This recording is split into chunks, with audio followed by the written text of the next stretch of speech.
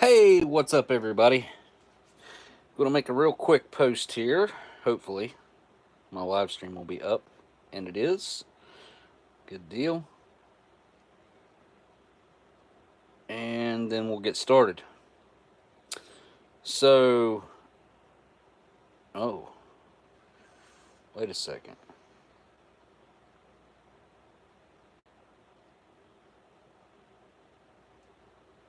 Let's see.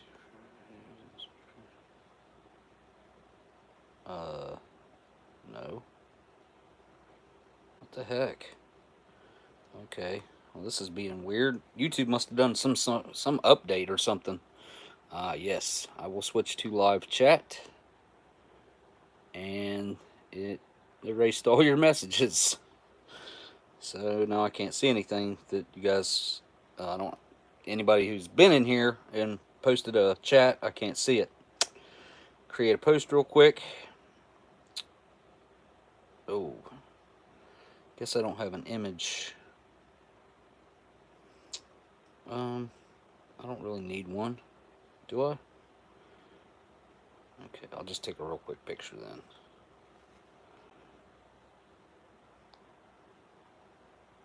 Good enough. Alright, try this one more time. Hopefully I still have the link. I do.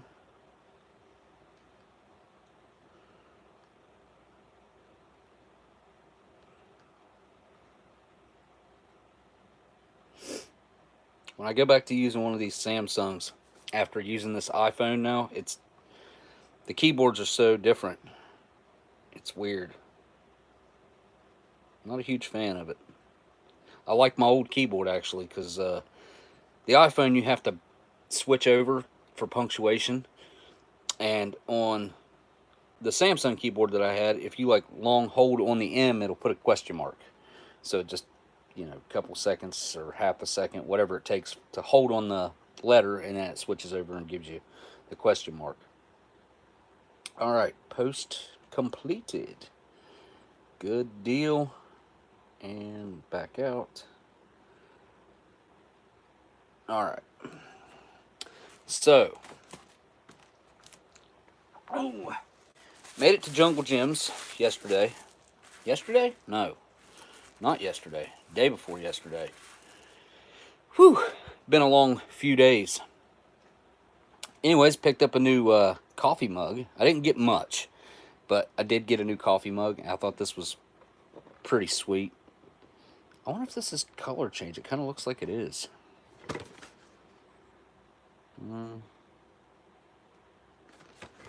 The Bob Fat. I wonder why it's... Oh, wait. Oh, the Bob Father. Okay, I get it. Took me a second there to figure that out. I've not had this out of the box yet, so let's do that. Well, I'm interested to see if maybe it does. It kind of looks like it's one of the color changing ones, just judging by the tone of this. And it's got something stuck to the bottom of it that's going to be hard to get off, it looks like. And I forgot to clip my fingernails, which is coming in handy at the moment, but it doesn't look all that great. Huh. Yeah, this stuff sucks.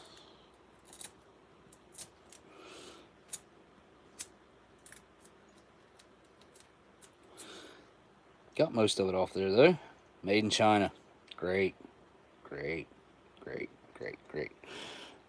Where's this one made? The one that Bourbon Street Joe sent. This is like official Bob Ross merchandise here. Maybe this other one isn't. Made in China. Sorry, thought I had it on camera. Made in China, even this one. And I know this one was like come out of the official Bob Ross merchandise. It's the Bob Ross name and images of registered trademarks, Bob Ross Inc., copyright Bob Ross Inc., all rights reserved. Yep. Anyway, So, pretty cool mug though. Leave the mistakes, take the happy accidents. Yeah, it's pretty cool. I didn't pick up, like I said, I didn't pick up much, but I do have a couple things I can share with you guys that I picked up while I was there. What's up, Joe? How you doing, man? How is everybody? Like I said, I had a kind of a long weekend there. It was a long drive home, really. That's what sucked. I struggled with the drive home, to be honest. I got an autographed picture of him from the 70s. The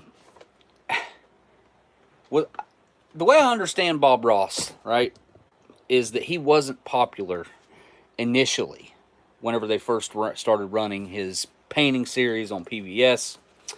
It was the reruns in the 80s when he really gained popularity, which is when I watched Bob Ross. Like, maybe I was watching some of it as it was being created, the new shows. I probably did, because I probably watched Bob Ross when I was, an infant. I would say it was probably on my television, but I can remember it. Some of my earliest memories on television, I was watching Bob Ross. Seems like that was around the same time that old Ed McMahon was doing the, well, I think he was doing the Publishers Clearinghouse, but, you know, history says different. History says that never happened.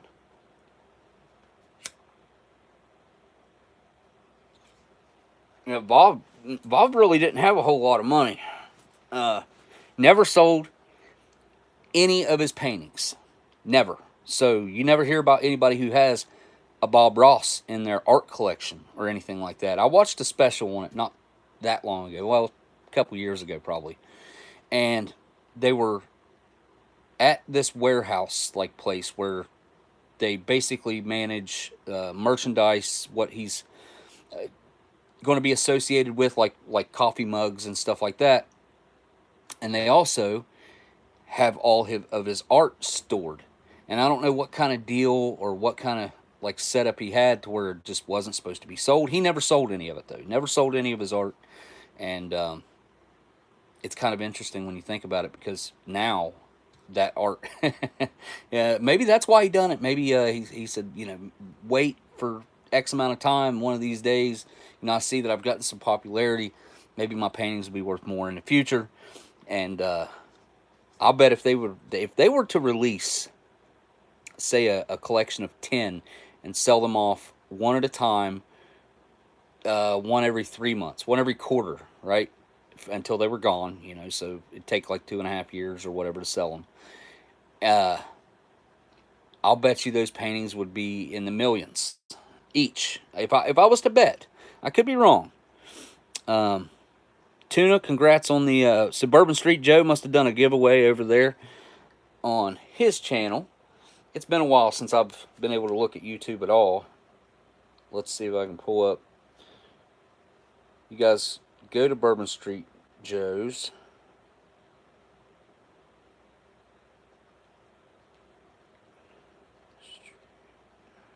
Joe. It's all one word, right? It is, I'm pretty sure. It probably won't pull up for me. It never does. Whenever I try to look up his channel, and that's why I can never find it. I do not have it right now.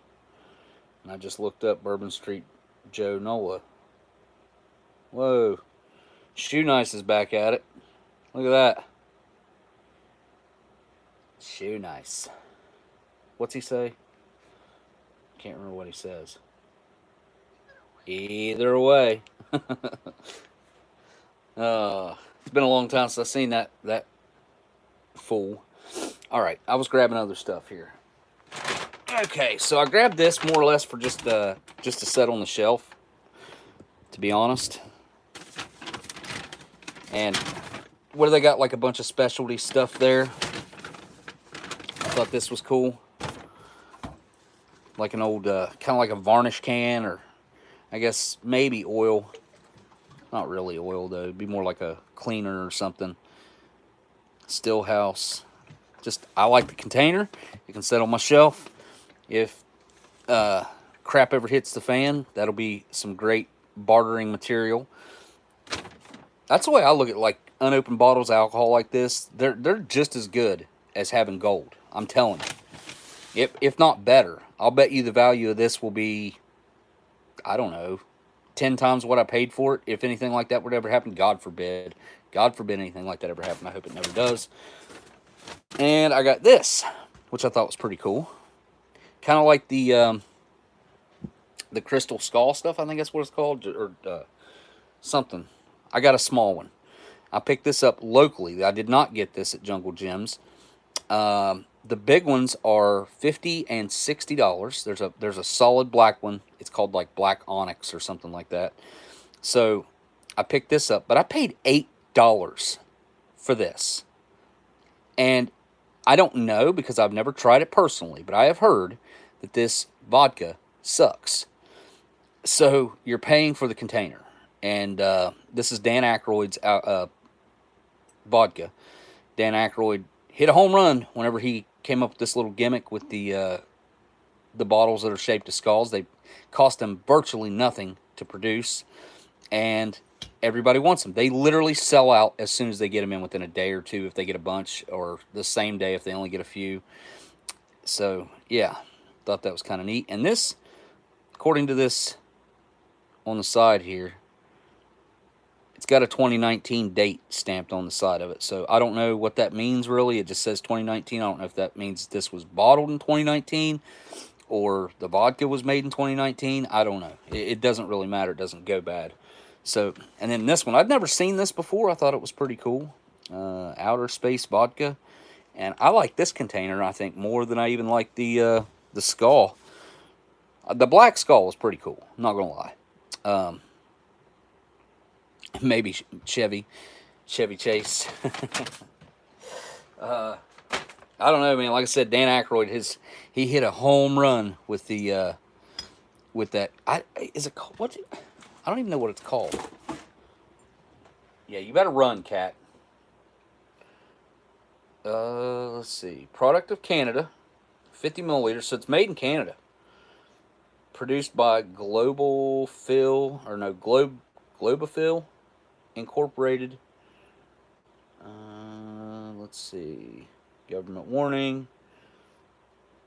It's Toronto, imported by something Spirits Incorporated, Infinum. Also Vallejo, California. I don't know what this is called actually. I can't remember what the name of this stuff is. I thought it was like Crystal Skull. I'll bet somebody in the chat probably knows. And then on the bottom of the bottle there, it says JADA, right, like with a slash in between it. I know you can't see it, really. Yeah, maybe you can. Yeah, JADA. You can see it perfectly. The zoom, like on this camera, works pretty good, and it clears things up usually. Crystal Head. Okay, Mike says it's Crystal Head vodka. Yeah, I couldn't remember. I don't know why I kept wanting to say skull, but oh, cool. We're going to start getting ghost touches on my camera. Great. Just great. I like this one, though. It's got kind of like a rainbowy effect, so if you got sunlight coming through it. I don't know. One of these days I'll have my own like man cave, and I'll have cool stuff like this on a shelf, like cool alcohol bottles. Because I've got cool alcohol. I've got quite a few cool alcohol containers. Beer cans, cone tops. I've got some cool bottles. So it'll be cool to get those things up on display. I did grab a few cups too. Like I said, I didn't really get much.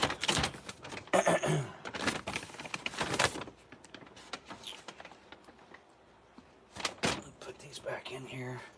This bottle right here was $27.98. This, wait, maybe it wasn't. Hang on a second, let me get this receipt out here. Yes, it was $27.98, and this was $18.99 for the Stillhouse. So, and then that one was friggin' $8, and I don't even know how much alcohol's in that. Not very much. It seems like one of the airplane bottle sizes. Oh, I mean, I did get some food, obviously. One thing I've been kicking myself for ever since, like, I was getting ready to leave, and I was like, oh man, I didn't go looking for a freeze-dried section or like a camping food section. I don't know why I didn't do that or ask if they even have something like that at Jungle Gyms. So if they do, then I didn't get to see it. I did get something else pretty cool too. I don't know what I've done with it. I don't think they're in here. Hang on, let me go. Here.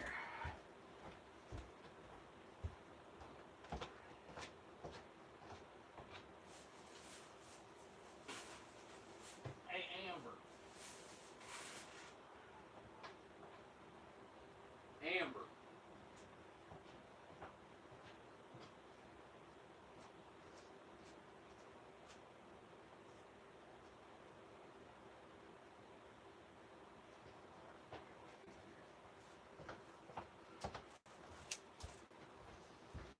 Thought about this.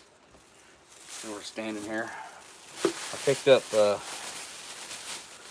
some pretty cool cigar boxes. So they got cigar boxes at Jungle Gyms where they got an amazing smoke shop set up in there. So anytime they empty out their cigar boxes, they just throw a price on them, anywhere in between $2.99 up to like $5.99, I think was, or maybe it was $8.99 was the most expensive one. But like this one, I think I paid $3.99 for this. And my mom, her name's Betty, so she'll enjoy this. And she's kind of like an old, hippie. She grew up in the 70s. So this will be right up her alley. And, I mean, for the price, I thought it was super cool. I like the inside of it, too. You can put crap in those. That's what I use them for, is just storing stuff in them. And then I got this one for myself. And I didn't buy this one for myself because I like the box so much or anything. I bought this one for myself because this box cost, I think it was $3.99. But for some reason, it's got a bunch of cigars in it. It's the only one I found that had cigars in it. And I was like, that can't be right. But yeah, it was right, I guess. And these cigars were $5 or $6.99 a piece. So I don't know why they did this. I really don't, but I'm not going to complain. Havana Honeys, I thought that was pretty cool. And the box is cool too, but it's nice. And I do like the tax stamp on it. That's pretty awesome. I love a good tax stamp. So, handmade by General Cigar Company in the Dominican Republic. Anyway, so I got some cigar boxes. Pretty happy with that. It was probably, I don't know. I really don't know why they put it up there with cigars in it, because here's the thing. Like, you don't have to be a certain age to buy the cigar boxes, right? You can be a kid. So, I'm kind of thinking it must have been an accident or something. I'm not really sure. But it was out there and they sold it to me, so I'll take it. And I will smoke some of those cigars that maybe they'll be really good. Maybe not. Smoked a Cuban on your birthday. I've only had a Cuban once. A real, legit, illegal at the time, Cuban. It was years ago. And I'll be honest, like, it was good for a cigar. I'm not a big cigar connoisseur or anything. Aged tobacco is my thing. It's what I love. It's what I live for, kind of. But with the which a lot of times they will age tobacco for cigars. And I wasn't exactly impressed with the Cuban that I had, but it was all right. It was all right. All right.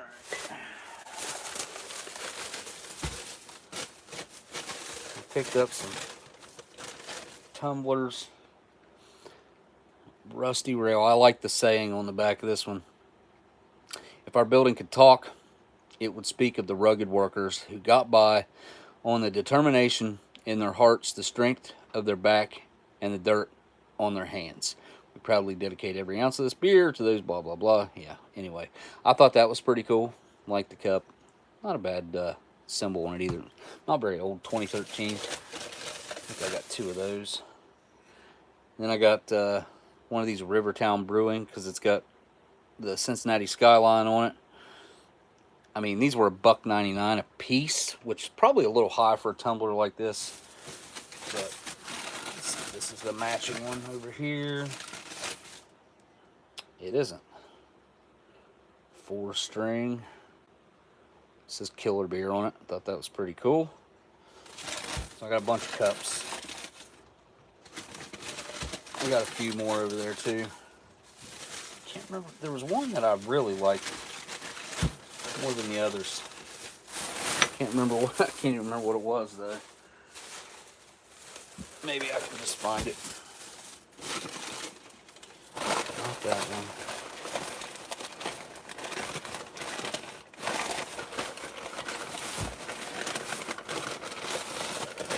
This one? Nope. Thirsty Dog Brewing Company. Unleash the Flavor. I don't even know why I got that one. Maybe I didn't. Huh. Country Boy Brewing. That's kind of cool. No, I guess I didn't get one that cool. Anyway, got new cups though. Make drinks in them. That's throw away some of the ones that are in there in my pantry, or well, I guess not, just in my cabinet in there. And I think that's it. Other than some of the food that I picked up, which I hit the bakery, and we got like a couple cream horns and a cream puff, which I've never had a cream puff before. I've always avoided them. But I did have one. I said, oh, cool. It's just going to keep switching the camera back and forth and back and forth. All right. I'll try to fix it.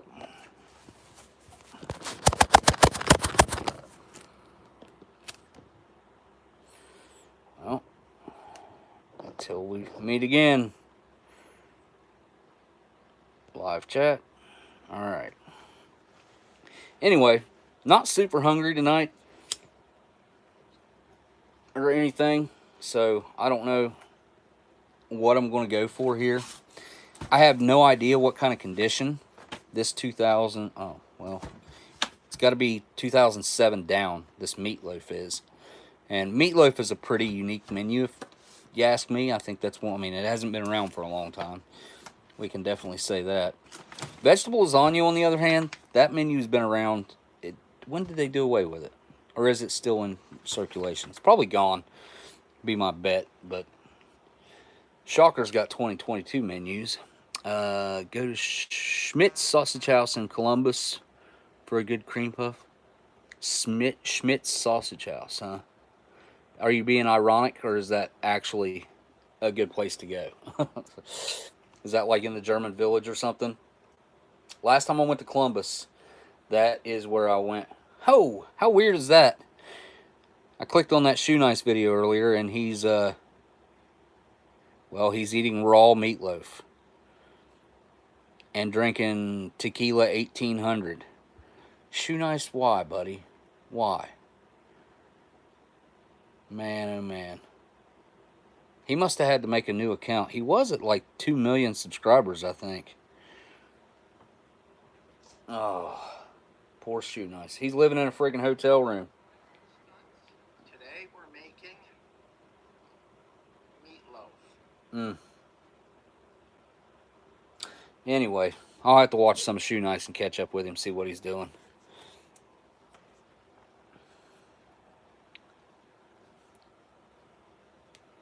what, that 1800 tequila. They had some really. They had a. It was either a bottle of Tanqueray or it was Hennessy or something. They had an $8,000 bottle of alcohol. It was in like a this like designer case or something.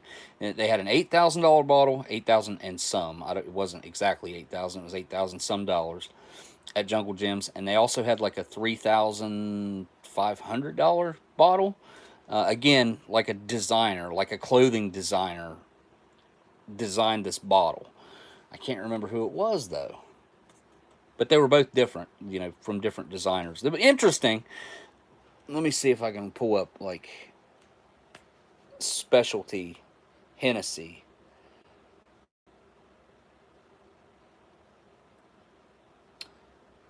No.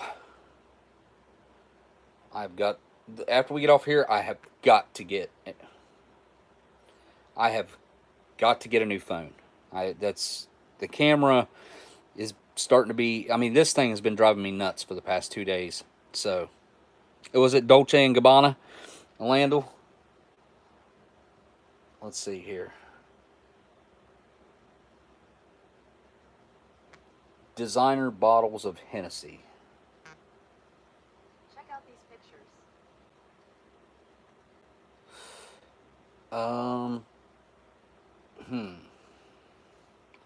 Not seeing any. Maybe that's not what it was. Because I'm not seeing anything that even remotely looks like it. 3-carat diamond Hennessy cognac. That can't be right. Must be fake. It might have been a bottle kind of like that right there, but it had like this really weird glass and mirror enclosure. It wasn't an enclosure, it was like a stand that it sat on. It was one of the most interesting bottles that I've ever seen. I will say that.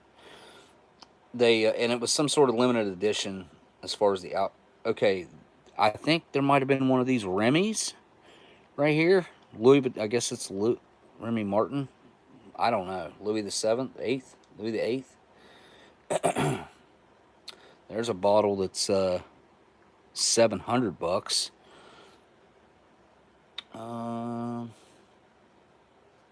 There's another that's, I don't know what that is. Just cognac for $139. Let's see. Oh, they made Hennessy shoes. Cool. I got to get me a pair. No, I'm not going to buy a pair. Anyways, I'm not going to continue looking and waste your guys' time because I should have looked this up beforehand. I should have taken pictures of it. Like, that's really what I should have done because I'd never seen anything like it. And I asked him if he had any Pappy because when we went out to that beer trader, let me flip the camera around. When we went out there to that largest beer trader in the world, Doc, for the show, he had, I should probably not say this, he had a cool collection, which some of it you can see on the show, but you see the beer, and he had another part of an alcohol collection, and that's, I had never even heard, actually I had heard of it, but I'd never seen it before, and he offered some up, and I just barely tasted it, because I had been drinking basically all day, and getting paid to drink all day. You know, a lot of people's dream job, not mine. I'm just not a drinker. I just am not. I never will be. I grew up with issues with that, so I have no desire. Anyway, I got sidetracked reading K-Man's comment right there on what I was thinking. Yep, I don't even know what I was talking about. Must not have been important, huh? Wish I would have took pictures of those bottles, though. Oh, yeah, that's right. Pappy. I didn't know that, like, how expensive that stuff was until I was there. And I guess there are different reserves and limited runs, which I guess is what really a reserve is. And like, it would somewhat pay to collect something like that. I look at things that go up quickly in value collectible wise, and there you could collect anything. You could collect purses. I know a guy that collects designer purses, and he has done tremendously well, and I mean tremendously well, by doing that. And he uses them too. Like, he doesn't just put them in a glass case, which is what I would do, and not touch them. You display them or whatever, but don't use them. Anyway, those things shoot up in value. And little did I know that you could collect modern bottles, some stuff that you can buy, which I've never seen it for sale. It's since, like, I don't know, it's probably been, I used to see it like probably 8-9 years ago, that Pappy stuff, and I haven't seen it since. But maybe it hasn't been that long ago. I don't know. My time period might be off. Been around since 2010. Gave up. Sir.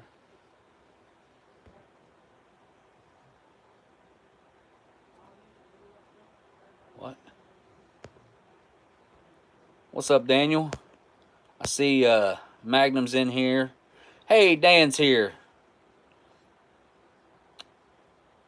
Looks like Dan might have sent something to Australia or to Canada, maybe. I'm assuming, judging by that comment. I think everybody that participated in the auction, won something from the auction, has received their packages, I would hope. Miss Maryland's was last because I had to get her some different stuff. Hers went out like 2 days after everybody else's. Everybody else's went out the next, Monday. Couldn't ship them on Sunday because post office is closed. But everybody else's went out on Monday except for, I don't have it sitting here, I don't think. Can't remember whose it was, but I didn't have one of the numbers from the zip code.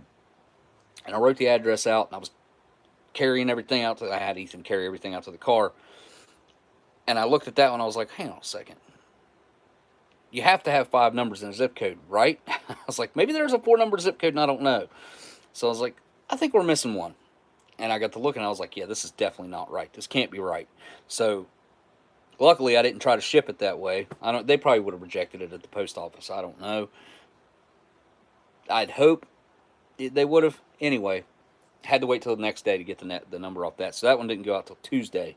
But I can't remember who it was. It was Bob, I think, is who it was. I think that's who it was. Anyway, hopefully everybody got their stuff. Hopefully everybody was happy with what they got. So I did hear from, who did I hear from? I can't check my messages because they're on here. It was Maddog. Heard from Maddog. And everybody, I packed as much stuff in to the boxes extra as I could. So hopefully, like I said, everybody was happy with what they got. So, oh yeah, Maddog's here. Cool. So I don't know what I'm going to do food-wise tonight. I really just kind of wanted to catch up with you guys. Oh, listen to this. So, Friday. I think it was, Friday. Went to Cincinnati on Friday. Was going to leave on Thursday, but ended up not having things ready to go and just ended up leaving on Friday. Didn't necessarily have a hotel picked out or anything. I didn't want to stay in like a slum, obviously. I learned my lesson with that many years ago, or 20 years ago now. I used to stay in the cheapest motel in town. But back then, you had to go through the yellow pages. You had to call these places and ask what their rates were, and then go to the hotel and ask to see the room and go through the room. Now there's all these pictures online and online reviews. It's a lot better when it comes to stuff like that now. Which reminds me, I should do it right now. I need to write a review of this place. As a matter of fact, I don't remember the name of this place, and I don't want to tell you guys wrong. So, it was So far, this is the worst experience that I've had hotel wise in a long time, and I didn't even stay there. And you'll find out why here in just a second. Cincinnati hotels. Let's go to here, and I just want to find the name of this place because, and there was 3 different locations. I don't really care as far as when I'm booking or whatever. So I got online and was looking, and the place that I was looking at was all suites. The rooms were all suites. So me and Amber drove to this hotel that I'd looked up and thought it was good. I go and check the hotels usually before I book them. And I asked them, okay, what room will you be putting me in? I want to look at the actual room that I will be in. I want to see it. I want to see how clean it is, the one I'll be staying in, all that. So that's what we done. Picked the hotel out. I drove to the hotel. I went in and I asked to see the room. I went and looked at the room, and it wasn't bad. It was like just at the passable mark is what I would consider it. It was all right. Like I said, it was a suite. It had the couch and little kitchenette in it and all that. Actually, it had a full blown kitchen in it. That's right. That one had a full blown kitchen in it and a little sitting area. But the bedroom wasn't separate. It was all one huge room, and the kitchen had like an island that separated it off. So I looked at the room, and it was good. It was a handicap room, handicap shower room, not a roll-in handicap room. Anyway, so I was satisfied with it. I went back downstairs. They didn't have an elevator, which I thought was really weird. Anyway, so I go back downstairs. I'm outside. I'm like, should I rent this one? And she's like, yeah, just go ahead and rent it. And about that time, my son called. And I'm like, because I could tell something was wrong. So what's going on? And we just left him at home by himself here at home. He's 18. He's an adult. But I hear a shooting. I'm like, what? There had been, and at this time it was like multiple people shot or killed, unalived. I shouldn't say that. That'll probably get this flagged, knowing YouTube. Anyways, unalived. And I was like, what the heck is going on? And he proceeded to tell her everything that was going on. And she's kind of relaying it to me that the next town over, Mason, there had been a incident. You already know what I'm talking about, so I'm not giving details that will get me flagged. There had been an incident, which I don't know how you can report any news on YouTube if you can't say things like this. It's ridiculous. It's not like I'm showing you images of what happened or anything like that. Anyway, so she's telling me this, and then she's telling me that they're in my town. This person that has done this is in my town, and I'm freaking out. Like, okay, do I need to just drive home and protect my home and my son? Because that was the first thing going through my mind. Like, I don't expect him to have to try to handle this, but if he does, like, I'll tell him how to get what he needs in case something was to happen. So anyway, and then we hear, like around the same time, that there's another incident happened across the river, right across the river. From my house, it's like 7-8 minutes. And I'm like, this is not good. What are we going to do?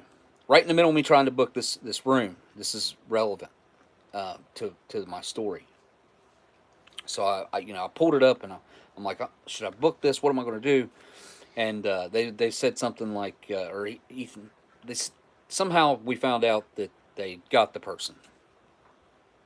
So we're like, okay, well, we'll go ahead and book this. And if we have to, we'll leave. If we have to, that's what we'll do. So I just booked it.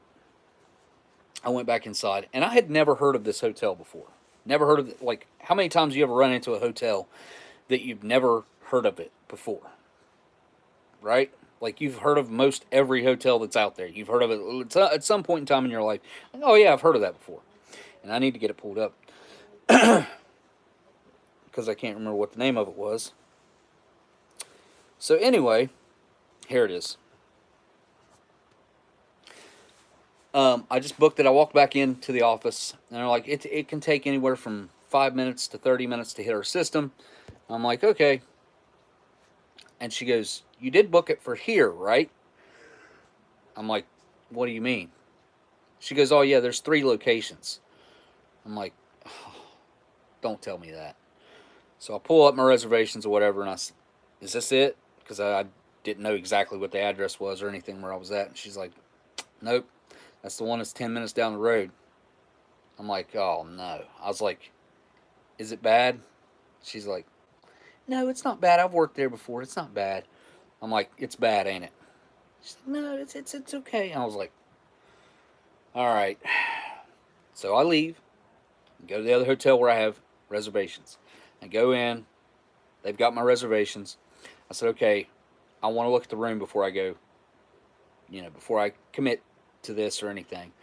She's like, okay, and she gives me my room. Go look at it. Me and Amber go look at it.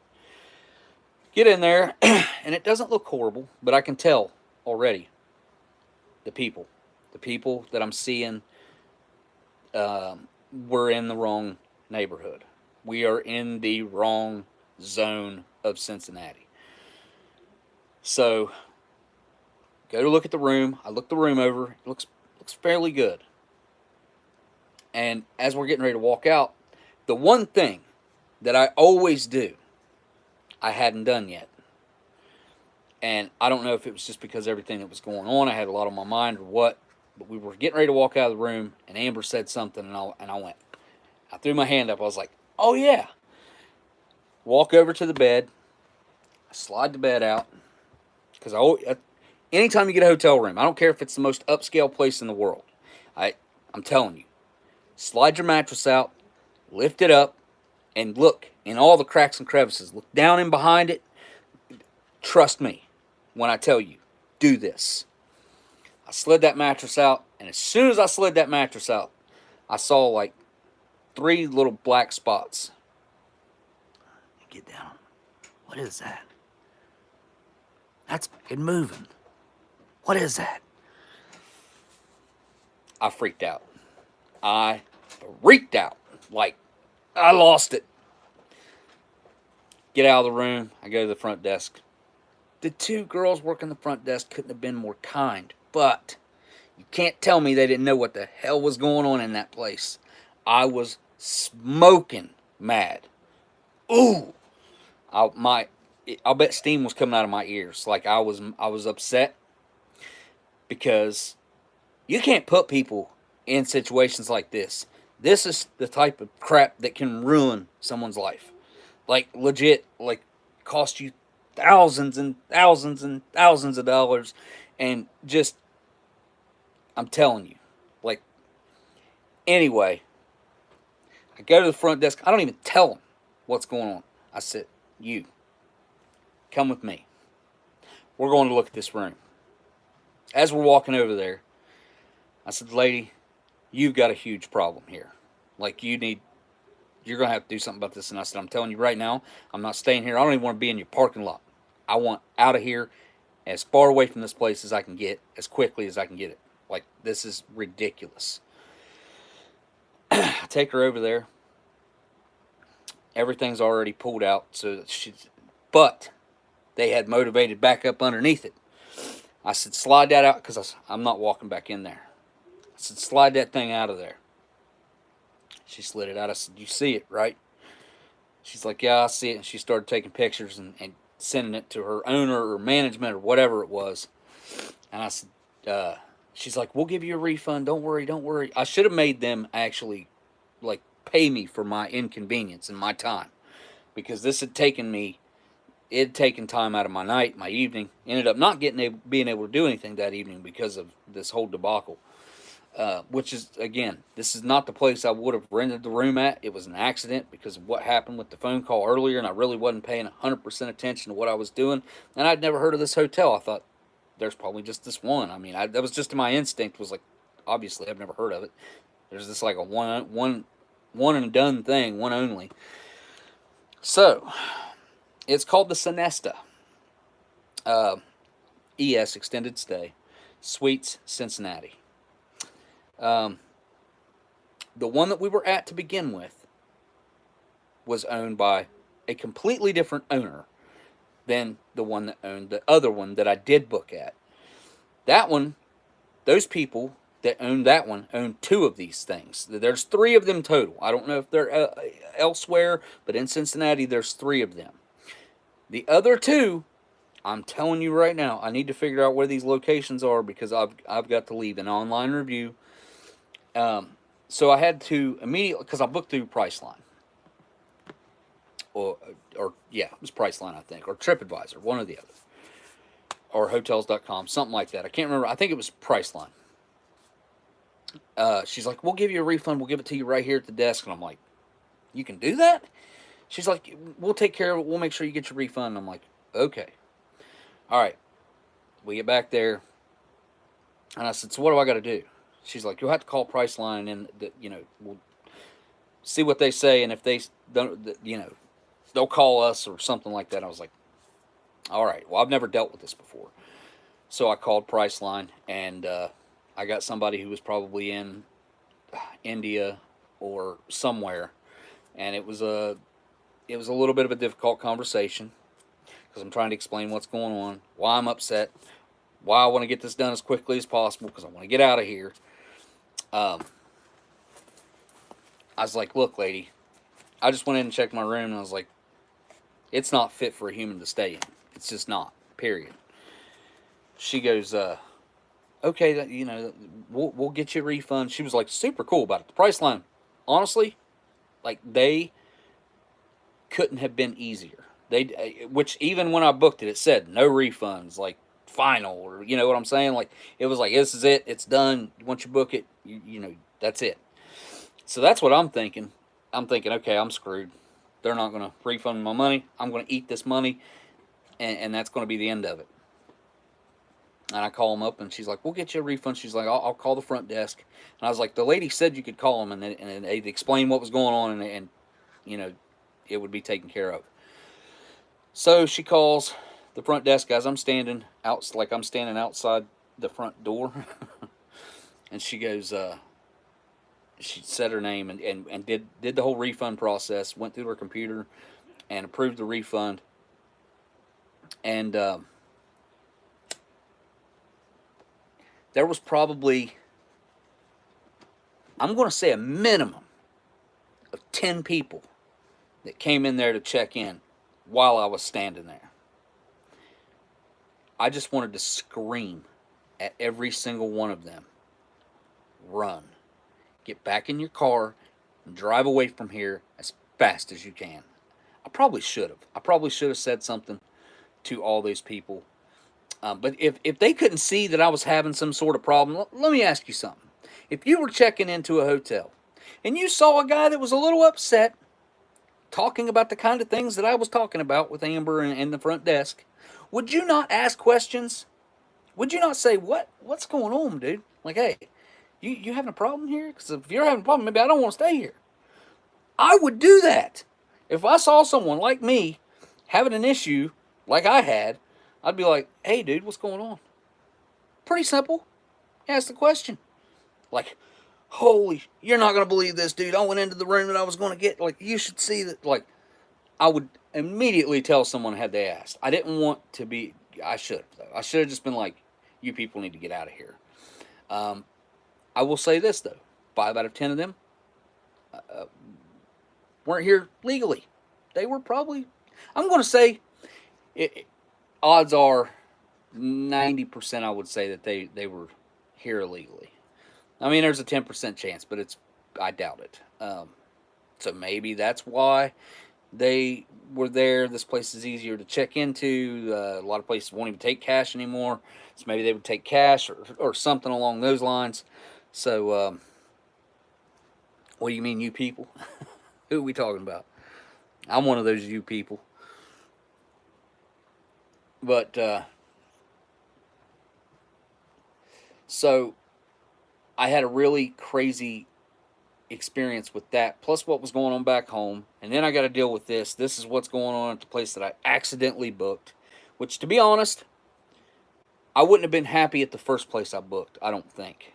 I think it was just the atmosphere there wasn't right. Like I would not have enjoyed my stay there had I ended up booking correctly the hotel that I was standing at the first time, which was clean. It was fine, owned by a different owner, different exit, different area. It was a lot more passable and acceptable, or I would not have attempted to book it in the first place.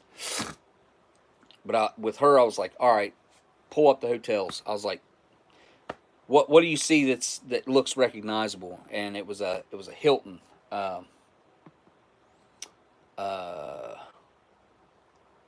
what was the name? I can't even remember the name of the. It was a Hilton, something Hilton, like a stay. I think it was a Stay Bridge. Stay Bridge by Hilton, I think is what it was, and it was like the pictures when we pulled it up. It looked good, and I was like, all right, that's where we're going. So I'm not booking anything until I go look at the room. We get there, and immediately, like I can tell, this place is decent. This is a decent place. It was a little bit dated, I would say, like I don't know, like a kind of a late '90s, early 2000s vibe it had going on.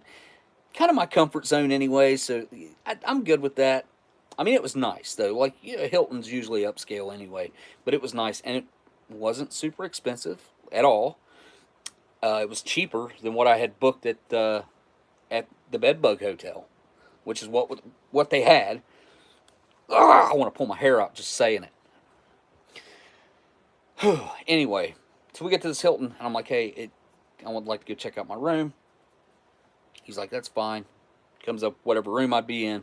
He's like, I don't know if we're going to have any available for these days. And I was like, whatever, dude. Like, I can book it online right now. There's plenty of rooms available online. Like, and that's where I'm booking at. So, which I don't understand why it's not cheaper to book directly with the hotel. It makes no sense why they give these discounts to these companies when they could sell it to me for the exact same price or less and not lose anything. It doesn't make any sense why they don't, like, back in the day you used to be able to negotiate for your hotel room, and which is what I done. Like, I worked on the road for years, so, but I would also be staying at places for weeks or months at a time. So I'd be like, hey, I want to get that like weekly rate. I'm like, man, can you knock it down some more? I'm going to be here for a couple months, so I'll be staying in your rooms for a couple months. Like, clean people, we take care of the rooms and stuff. So like, when I stayed out of town, heck, I'd get up and make my bed even sometimes. Like, just depended on the hotel that I was in. But anyway, that hotel, it was on the west side, if I remember correctly. It was not the one in Sharonville, which is the first one that we went to, the Sonesta. It should show me others here. I'll just look up Sonestas.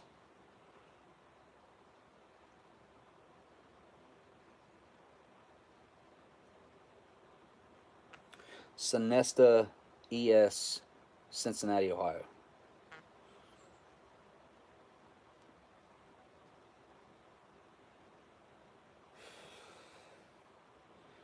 Alright, we'll go to booking here. Because I want to tell you guys the locations, because this place, again, I highly advise anyone who goes up there never to stay there.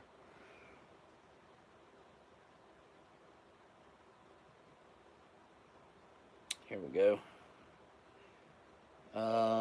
I guess there are 3 locations. One is in Blue Ash. One is in Sharonville West, which, boom, right there. That's where we were at. Sharonville West. Doesn't look anything like these pictures, by the way. Not, well, maybe that one. But, yeah. And it's a 3-star hotel, it says. Look, 3 stars passable. Like, I prefer to hit the 4. Like that really high 3, 3.8, 3.9, 4 when it comes to the ratings. 3 is it can be passable though. Like 3 can be one of those ones where you can be okay with it. So the original one that I was at was Blue Ash, because whenever I stayed up there for my doctor's appointment a while back, whenever I went to Bob's, I was in Kentucky, went to Bob's, and then I came to Cincinnati and had another doctor's appointment. It was a double thing, and I stayed up around the Blue Ash area. And the best sandwich I've ever had to this date was at Blue Ash Chili. It was like a reverse Reuben or something like that. So I attempted to eat there the other day, ordered what I thought that I got before, and I don't think I got the right sandwich. But the hotel that we were staying at, that Staybridge, had a restaurant inside, and the prices weren't crazy. Like my meal cost me $16, I think, for the sandwich and the fries. But I'm not exaggerating when I tell you my sandwich, it was that thick. It was freaking amazing. Like the lettuce looked amazing, was good. It had nice, thick, juicy tomatoes on it, and then the meat on that thing was that thick, and it was good. It was really, really good. It had bacon on it. Like, I want to go back to that place just to have another one of those sandwiches, because it was amazing. It was really good. It wasn't the best sandwich I ever had, but I would say it's top 5 for sure. It was up there. So this one in Blue Ash right here, this is the one I was at that I thought was decent, which looks like the prices went down now, because it was going to be like $360 for 2 nights. And then we ended up going to, like I said, that Staybridge, which was a good move. The atmosphere was good there. They had a yellow-breasted, I think, is what they're called, a yellow-breasted macaw in the lobby. Really cool, because a lot of you guys probably know that I'm a bird person, and come to Mammoth Cave in Cave City. Is that the place that's got the haunted house, Renee? Because I saw something about, they have this riverboat in Cincinnati that is it's a haunted house. It just started at the very end of last month, or it's just an all October thing. But I started reading reviews, and some of the reviews from a few years ago were like really, really stellar, really good reviews. People were like, oh, we were super scared and all this crap. And then I got to like reviews of like last year, and people that had went this year already, and everybody was like, don't waste your money. The actors are horrible. They don't have enough people.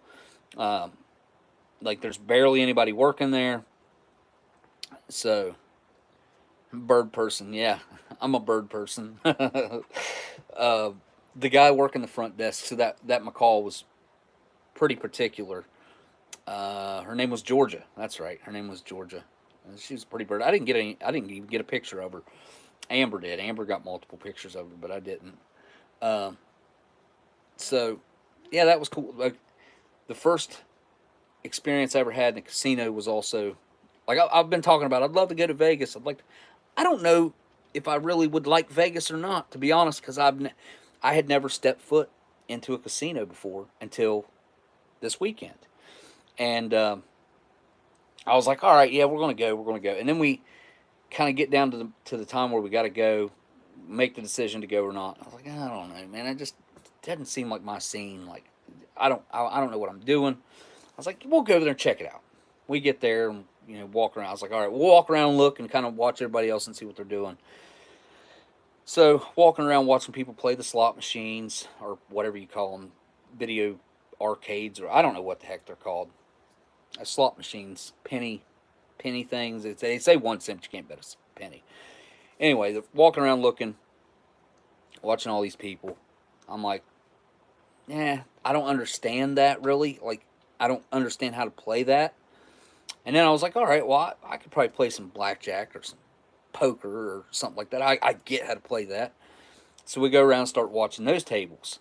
I'm like, I don't know if I really understand how to bet. Like, I don't know if I really could, I don't know if I get this or not. Because a lot of the tables are like $50 minimums. I think poker and the blackjack tables we looked at first were $15 minimum. up to $1,500, and then the poker tables were like $50 minimum, and maybe a $5,000 maximum. And we're talking one bet. We're not talking like that's how much you could possibly win. We're talking one bet. You could bet $5,000. Like, to me, that is ridiculous. Kitty, you can't chew up my cords. But anyways, walked around watching that, and finally we were like, let's walk out here. They have a smoking section of slot machines. There's either 2 or 4 of them at each corner of the casino. So we went outside, and I was like, you know what? Like, I'll put $1 in or something. I sat down, I put $1 in, and somebody had just gotten up from this machine and had won. They had just won, and I was like, you're not supposed to sit down where somebody just won and play, but I was like, whatever. Put the $1 in, I hit it, and immediately I won like $50. I was like, that can't be right, because it was just counting up credits. I was like, hang on a second, that's like $50.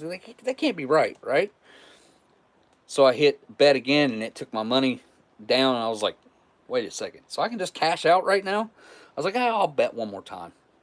Hit the thing one more time, and I won again. And I was like, okay, I'm done. I'm cashing out. Like, I did pretty well off $1.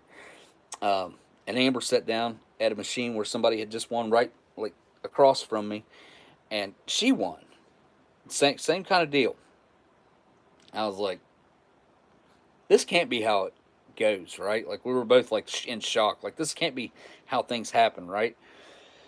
So we kept going. We played a couple more machines, and finally I was like, I want to sit down, and I really wanted to try blackjack, because that's one of the most simple table games that you could play, I feel like, and you also, like, your odds, everything that I've read in the past, and everything, obviously I've watched a lot of stuff on this in the past, and I was like, that's where your odds are at of actually beating the house. So I sat down, and there was a girl sitting next to us. Her name was Sarah, and she had to have drank at least a gallon of alcohol. Like, she was way further. She was 10 sheets to the wind. Like, I don't know if she even really knew where she was at. Sitting there playing blackjack. She'd get her hand, she'd look at the dealer. She goes, that good? What should I do? And then she'd look at me and she'd go, what would you do? Lady, I've never played before. I don't know I don't know. I told her, I was like, I've literally never played before. This is the first time I've ever sat down at a table. And I think when I first sat down, I gave him $50. And Amber stood there and watched me for, I don't know, maybe 10 minutes or something. And she's like, I want to try. I was like, all right, here. I gave her $40. And she sat down and started playing. And we sat there for, I don't know, probably 2 hours or so. Couple different dealers kept swapping back and forth. And at one point, I think I was down to probably right around $40, $35, $40. And, but then, like, I kept winning. Like, I would win, I'd lose a couple, but then I'd win again. And then, like, it was weird because it'd pay out on a straight, and, like, there were different hands, like, you could make with the dealer card that flipped over, which I'd never played like that before. I didn't know that. But I ended up, I think we were up a total of, like, $350 total. And, I didn't think that was ever going to be possible. I won at roulette, and they kicked me off the table. Really? So they shut our table down because of that Sarah girl. Like, she is the reason why they shut our table down. I'm positive. She was betting $500 every time, and she was winning probably 80% of the time. When she cashed out, like, and they do something called collar you up, so they like give you the biggest chips that they can give you. When they broke down her chips and started giving her the biggest chips that they could give her, I started trying to count them. I stopped at like $8,500. And I asked her, I was like, well, how much money did you start off with? She's like, 300. She started off with $300, and she easily had, she probably had 10 grand. If I was to bet, like it was 10 grand or more that she had. The pit boss, I'm assuming, some guy with a big beard, kind of like me, comes up, stand behind her, watching her, and a lady representative from the casino comes over there, and they were like, they thought she was with us, and started talking to us, and I was like, I don't know her. I'm not with her. I don't know, I don't know how she's getting home. I don't know where she's going. Um, and that guy's like, oh, okay, all right, we'll take care of it, and escorted her over to stop. Escorted her over there to where you like cash out your chips or whatever, and we stood there and watched. Like we were at the very back of the line, and being in the back of the line, it took us like an hour to cash out. And she got to go straight to the front of the line, which she couldn't stand up. They were literally holding her up on each side of her. It was something. It was something to watch. I will say it was an interesting, like, uh, I don't know, event to watch that play out in front of us. She just won all this money. I don't even know if she really knew or she understood, because that guy cashed out all of her money, had a great big old stack of money, and we could tell he's like, unzip your purse. So she puts her purse up there and unzips it. And he's like, all right, now hold it open. She holds it open and he drops it in there, because you got to be able to be seen on camera doing that, is why they're doing that. And he holds it up and drops it down in her purse, goes in her purse, and he's like, all right, now zip it back up.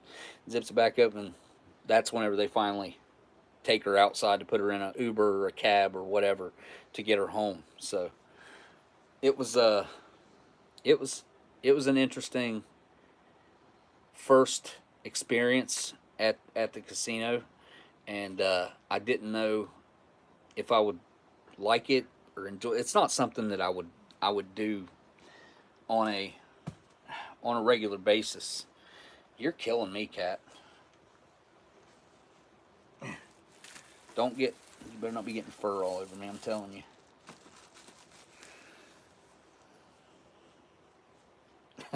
This cat. What are you doing?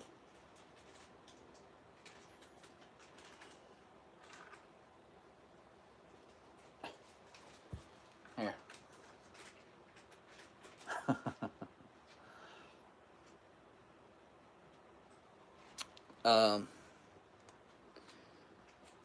Yeah, I don't feel like very many people could pull off counting cards. Like, I take that back. It depends on how much time you're willing to dedicate to learning how to do it. I think just about anybody could learn how to do it, but multiple things factor into that. How well can you hide it? The whole counting cards, and not get caught. Kitten, you are being extremely clingy. Hey.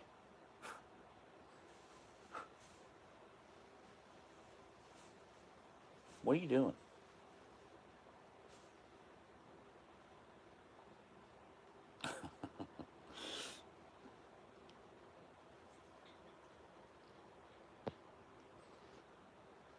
The cat's like, where's the ration food? Yeah. What was it I had last week? What was it? Can't remember, but they wanted it bad, and it was something barbecue. What was that? They would not leave me alone. Like, after I was going to clean up and I ate some more of it, I picked some more of the beef out of it. It was like a vintage meal, wasn't it? What was that I had last week? I cannot remember. I'm totally drawing a blank. All right. Ow. All right. Say goodbye. Bye. Bye.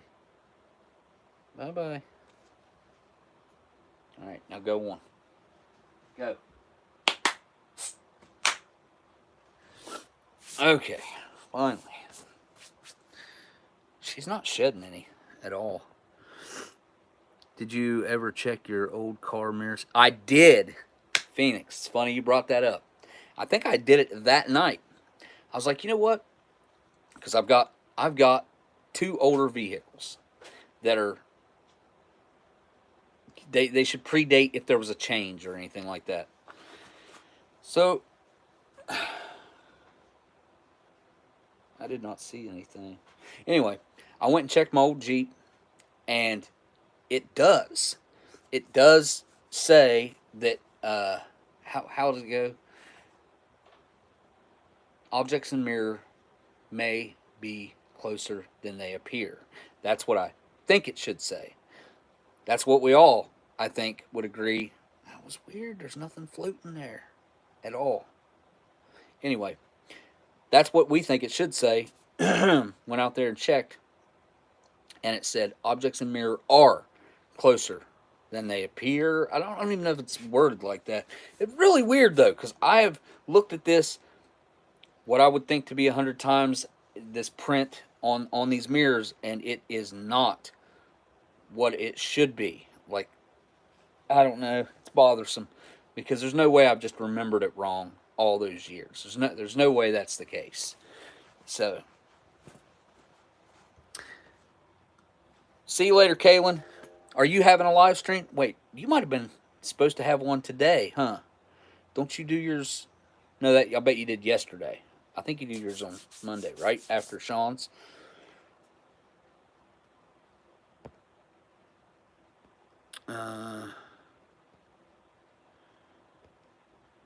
Thank you, Phoenix.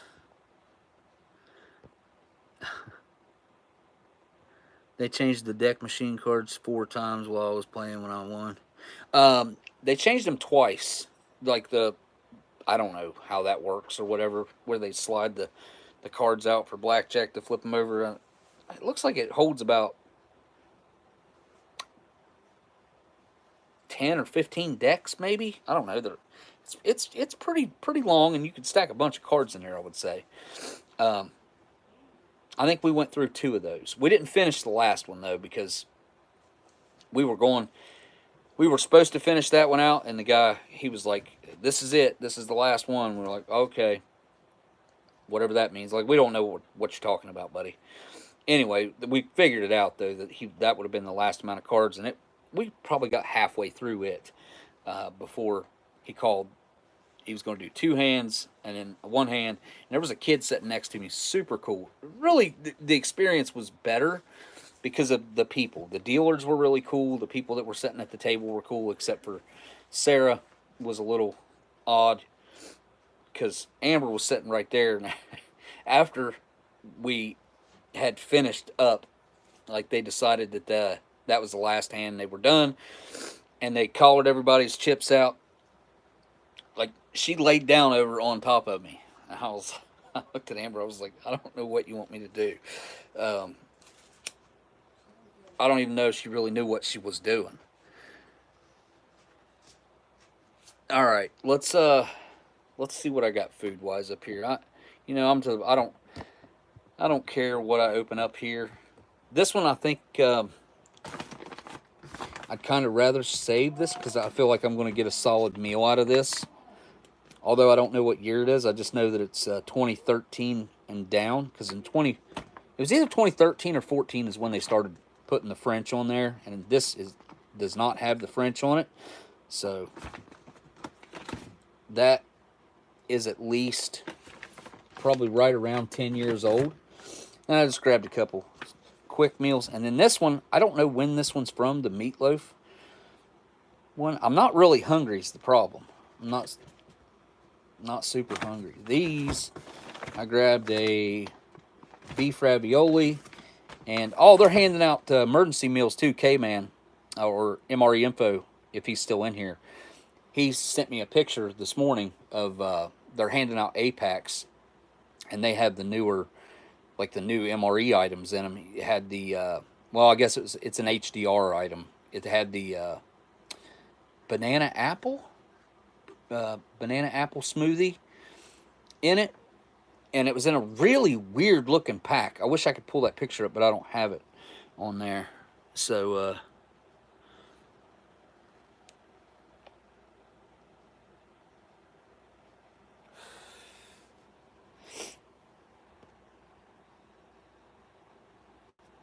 it's not edible until it's at least 20 years old. You mean inedible? Wait, did you say edible? Well, some things do get finer with time, that's for sure. And that's true for some foods as well. So Shocker 71.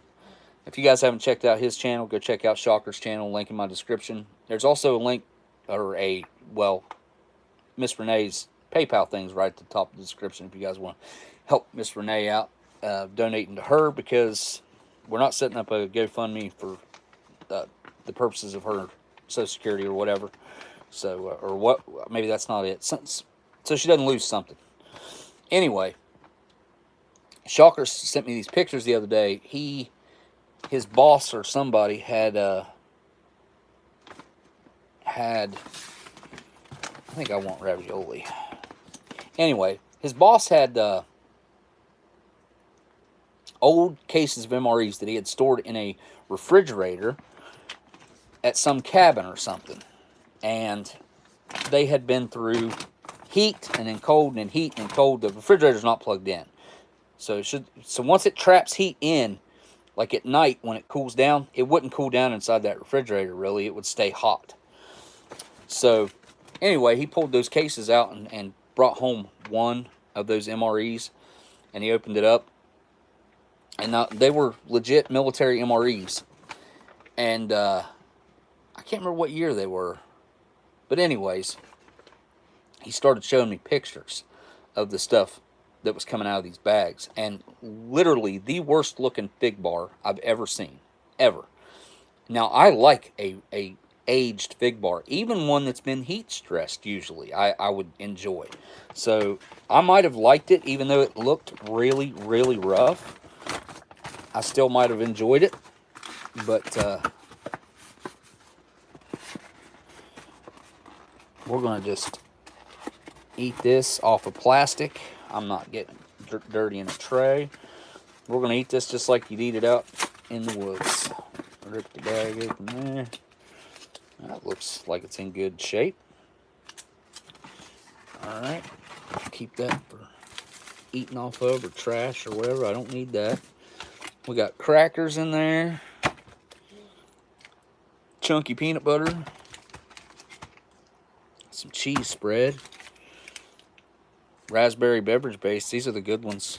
And an oatmeal cookie. Not bad. Let me go heat this up. Be right back.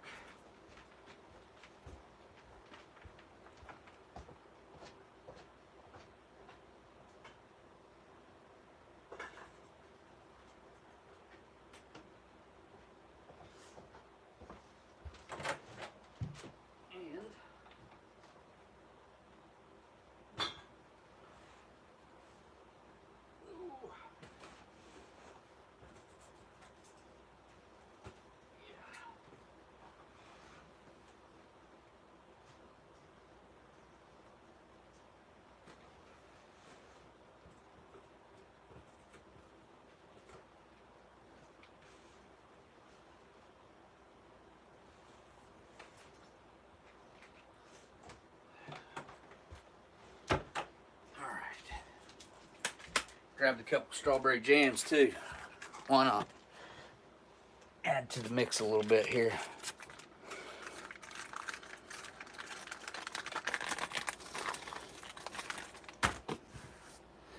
Go on, cat. You know, I said no tray, but it'll just be easier if I use one.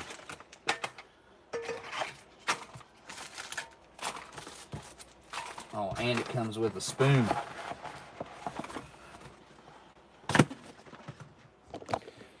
There we go. Spoon, jams, cheese, crackers, oatmeal cookie. There's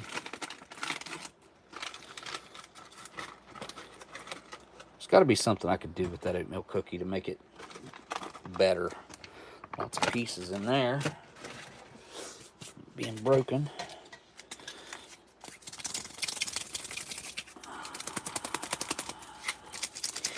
Don't forget to hit the thumbs up or down. Either way.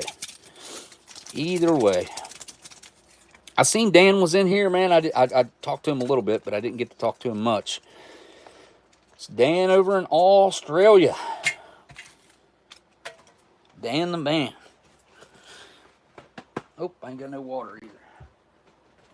I'd say I could probably pull that ravioli in like a minute.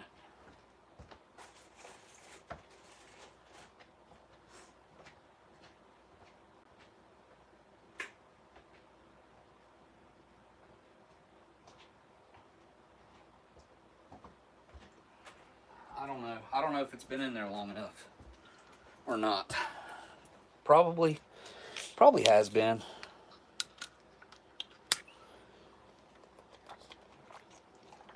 Alright.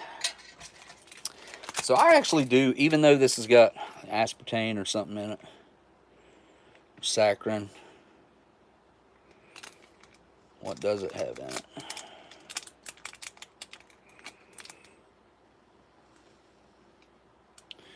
Sugar free, I get it, but why is it sugar free? What's it use?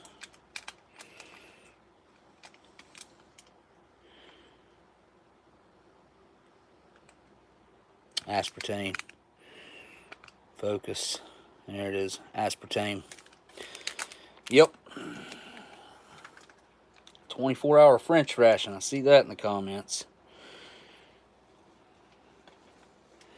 I guess they do have those, what, 12 hours or 8 hours? What are those things?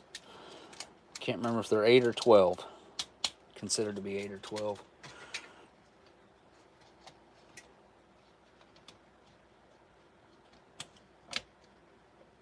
There we go. Well, it's liking to just float there, huh?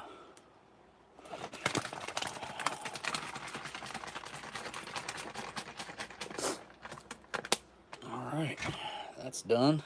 Alright, I'm going to get the main.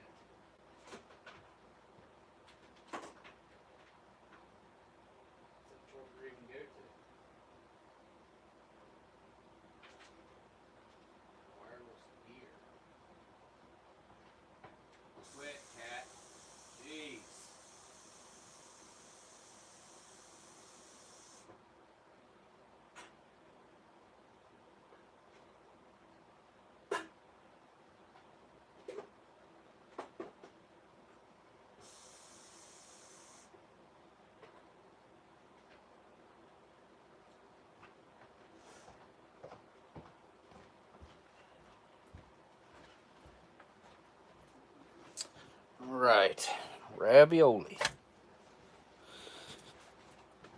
Crackers. Looking good. That 1, 2, 3, 4A. Good luck. That's a good luck number. Good hiss on those too. See, they didn't toast these ones this whole year, really. 2011, definitely 2012 as well. Maybe even 2010. But the crackers look like this. Very, very bleached white. No toasted, like, brown to them hardly at all. They're just, I mean, you can see there's a little bit of color to the bottom right here. Just a little bit. That one, basically nothing. And these crackers are soft. See how easy they break? I just set it down there and it just, corners broke off of it. Yeah. There are years of crackers, kind of like a wine. That's silly. But certain years of crackers will be much better than other years of crackers. I don't understand why they can't pick like a formula and a bake time and stick with it. Why they're constantly changing it, because it's changed so many times over the years, it's not even funny. I'll bet you there's a solid 15 different generations of crackers that I've encountered over, well, you know, that's all also over like a 40-year period. So, and to be honest, I can't think of any that beat the first generation crackers. The first generation crackers are the best crackers as far as MRE crackers go. That's a personal opinion thing. You know, everybody's going to think differently, I'd say, when it comes to that. But that's my personal opinion when it comes to MRE crackers. If you can get some from 80 to 85, they're probably going to be some of the better crackers that you can get. A lot of that has to do with the salt factor, the external salt sprinkled on them. I think that might have carried all the way up until like 87, maybe. Minnie? Come on, Minnie. Hurry. Come on. Come on. Minnie. Come on.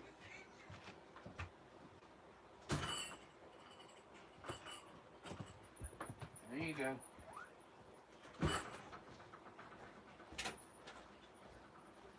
Sorry, I had to get my old lady cat.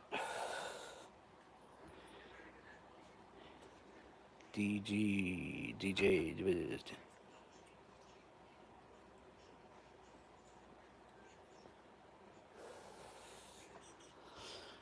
All right, I've mixed up the peanut butter. I did not do the cheese spread though.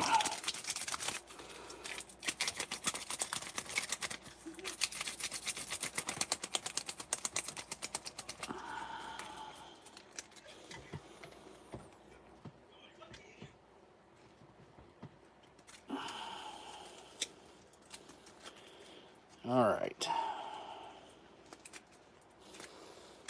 Cheese spread.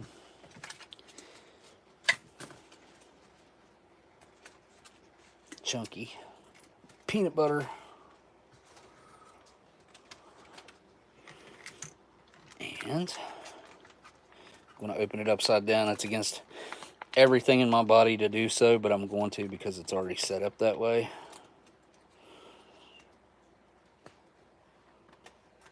All right. Now, this is also something that I never do, but we're going to give it a try this time.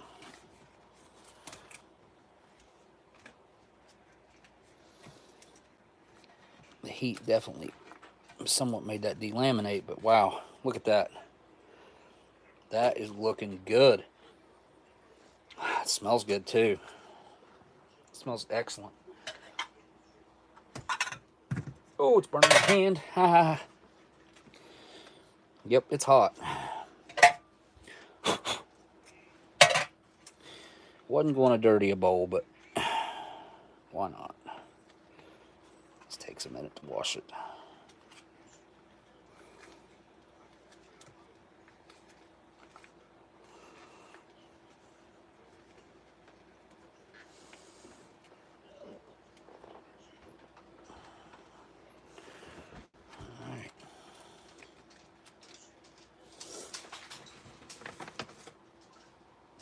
All right, we're ready.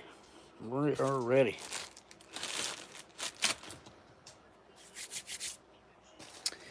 There it is. I wondered where that freaking spoon went. Look at this thing.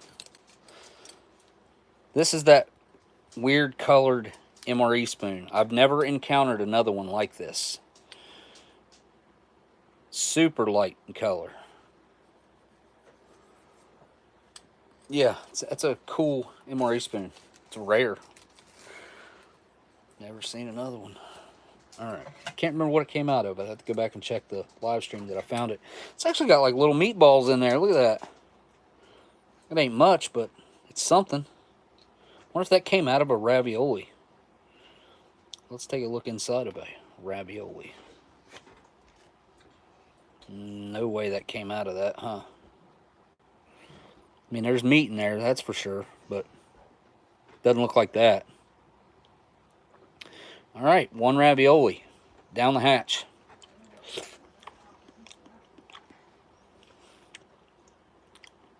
My oldest son used to really enjoy the ravioli. I need to have him come down here and get some of these. You know, that's actually for MRE ravioli, that's pretty good. It's even got like a little bit of a salty aftertaste, which I'm not used to.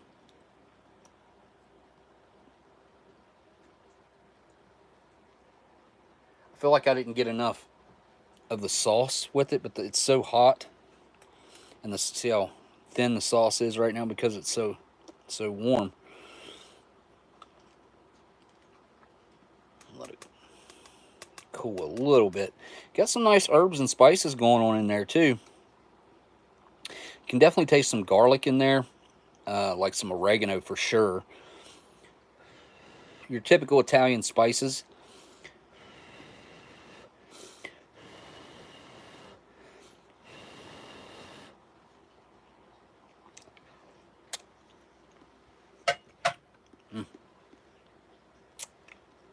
Got a chunk of meat in that too. You know, that's got a nice texture to it too. The raviolis I would consider to be al dente. They're not too soft. They're not too hard. You know, they're not underdone. They're not overdone. And they're not what most people would consider to be fully done. But yeah, this sauce is pretty meaty. Look at that.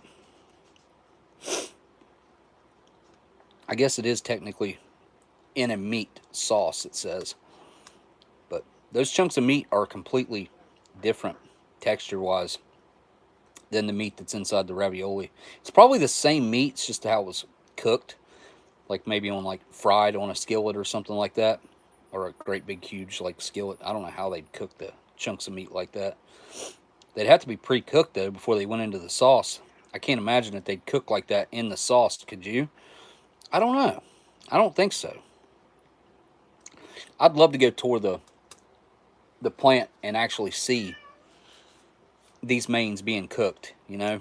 Obviously, I'd like to go in the chef's kitchen where they do smaller individual batches to try things out and stuff, but I'd like to see the large scale, how this is really being put together. Minnie, come on, man. Stop. There's food in there.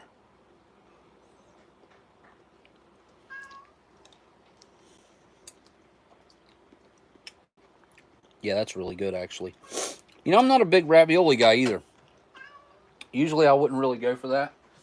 But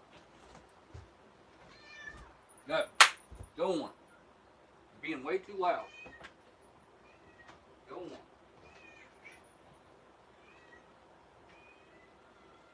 You stay down. You know, it almost tastes like it's got a little bit of Parmesan going on in there too. I'm going to try adding a little bit of cracker with it, but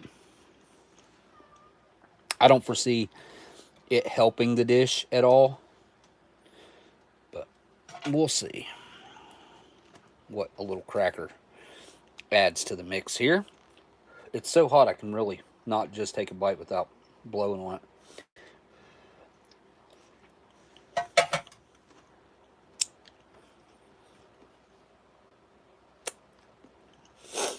No napkin comes with these. Ooh. Well, that is a really weird mix of flavors that I do not like. Now, I know this is going to sound really weird, but that cracker mixed with this red sauce, this tomato, and I guess just the Italians, I don't know, something. Mixing these two together, I get like this metallic, almost like a blood flavor. It's really weird. Really weird, especially initially. I do not like that at all. Ugh. Try just the tracker. Just the tracker on its own. Cracker. Just a cracker on its own. Called it a tracker. So, man, they just keep falling apart, man.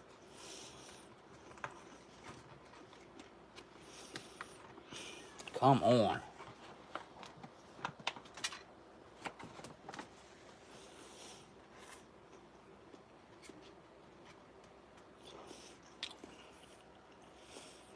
I mean,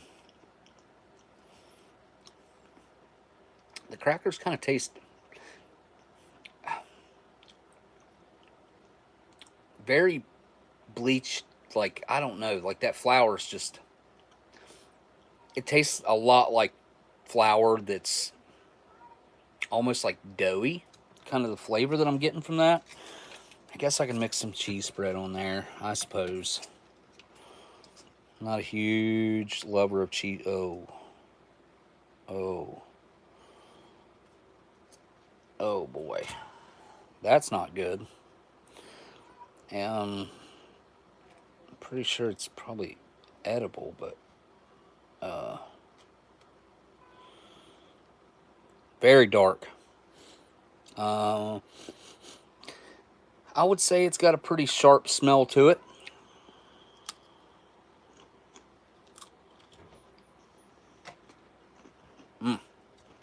Yeah.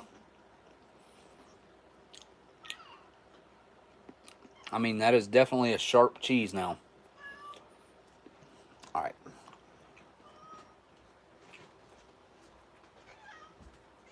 Minnie, honey. Go. Go. Go.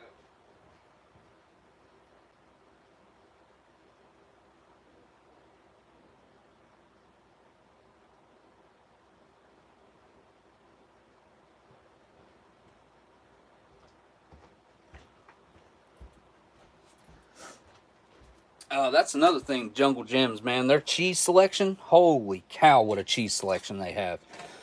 So I do like a good sharp cheese, and this is certainly sharp. It's aged for sure. This cheese spread is not supposed to look like that or smell the way it does. It most people wouldn't eat this. I mean, I don't mind it.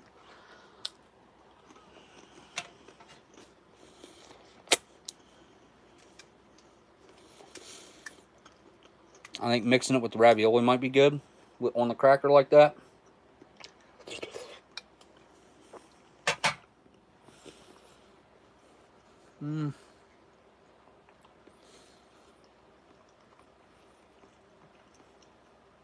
It definitely adds a different layer of richness to it.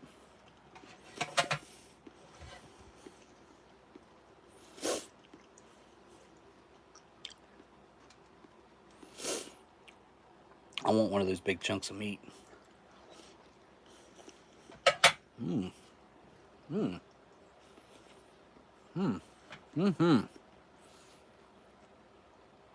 Even that little chunk of meat like that, you wouldn't think it'd make that much of a difference, but totally transformed that bite.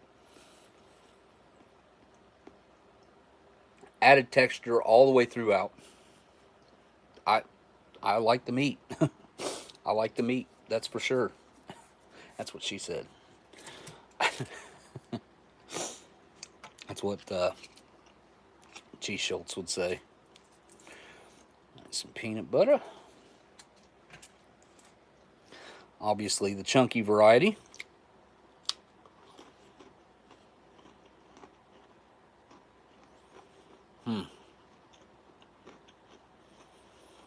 Very weird follow-up to a bite of ravioli. Very weird. I wasn't thinking. Should have cleansed the old palate. Ugh.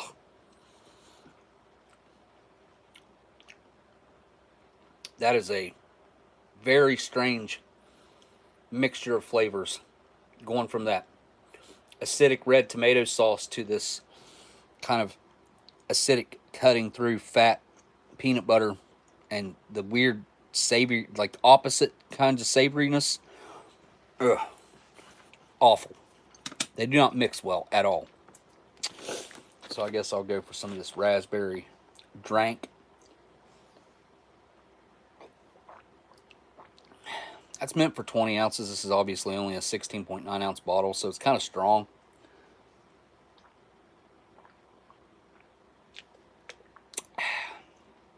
But as far as for an aspartame drink, this is by far the better of all the varieties. Orange and lemonade.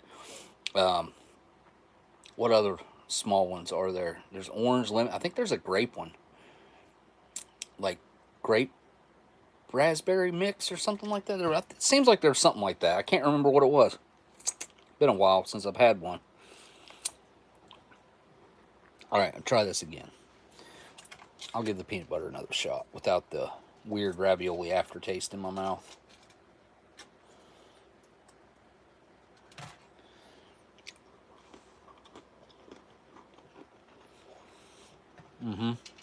Much better.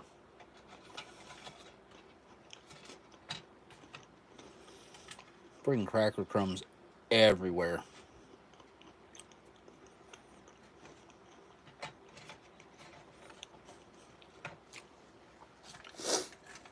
Strawberry jam. Oh, that looks good. It's real good. Thought that was going to be kind of runny, but it's not. Has virtually no smell to it. Or that, or all I can smell is the cracker.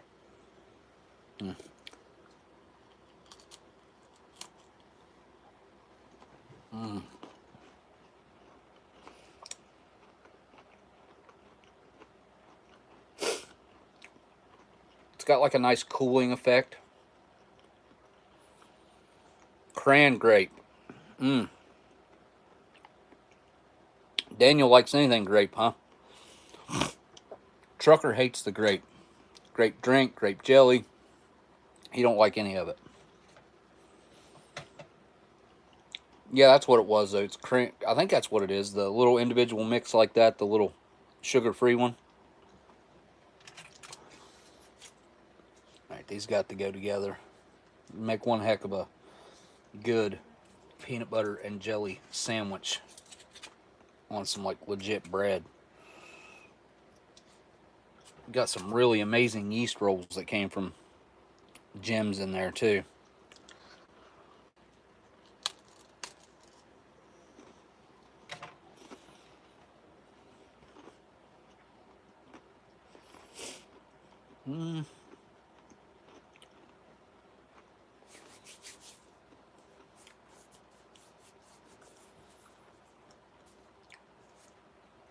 I prefer the jelly on its own.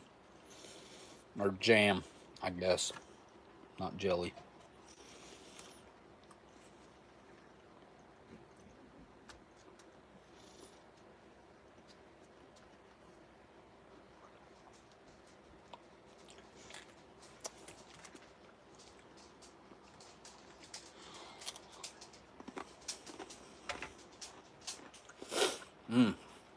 Yeah, that's good.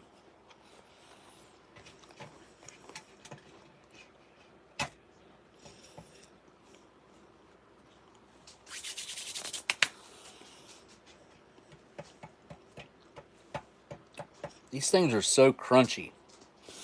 Like overly so in my opinion, but I'll give that a try on its own.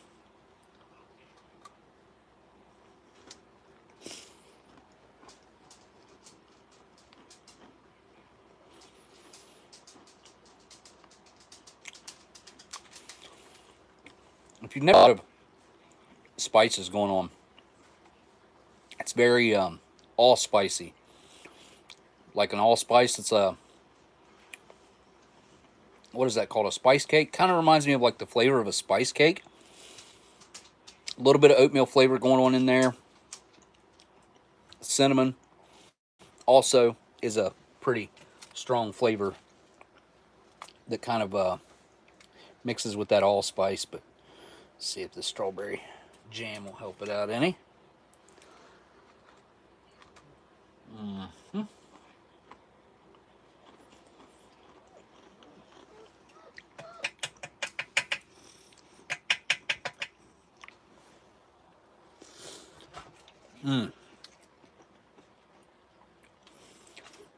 kind of tames down that allspice flavor. It makes it a lot more palatable, in my opinion. These are good with coffee. I will say that. These particular oatmeal cookies, they soak up the coffee or hot cocoa beverage powder really well. Do something with the dog, please.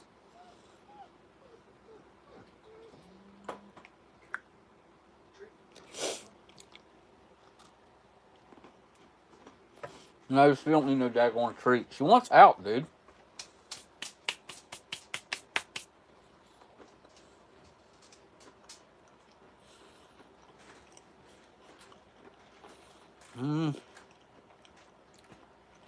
It's like, now it tastes like a peanut butter cookie with peanut butter on it. Really transformed the entire flavor to where the peanut butter took over. I really don't hardly taste any of the original flavor of the cookie at all. And that's not to say that this is a really strong flavored peanut butter. I think it's quite average as far as its flavor goes. It is nice because the military does use all natural peanut butter. There's no like weird additives or anything like that, like some peanut butters have, especially commercial store-bought. If you're not buying the all-natural stuff where the oil separates out, then it's probably got some sort of weird additive in it, and it probably won't hold up over time. It might if it stays unopened. I don't know. I'd like to test that myself and see how long a thing of like Reese's peanut butter or Jif or something like that would hold up, stored in a in a pantry or something at 70 degrees, for 15 years. See what it comes out at. Nobody wants to wait 15 years for results. So I wish I had one of those rapid aging machines.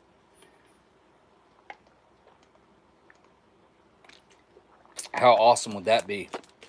We could do all kinds of crazy cool experiments on food.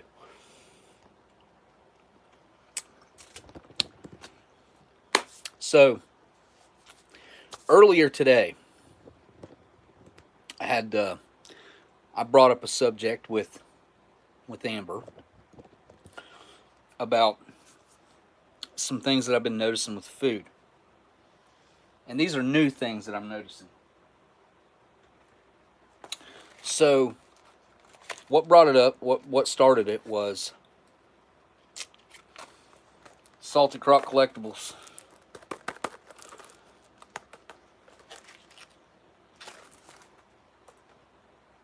Hooked me up with those.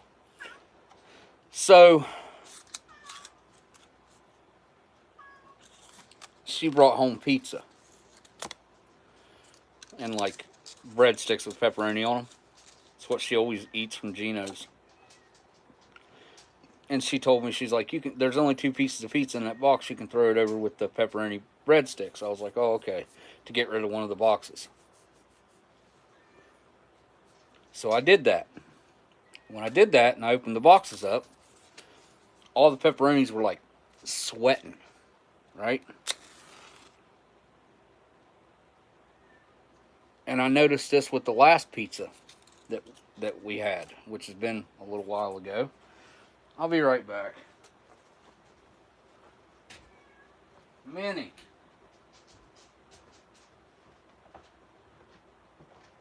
You've got to stop it.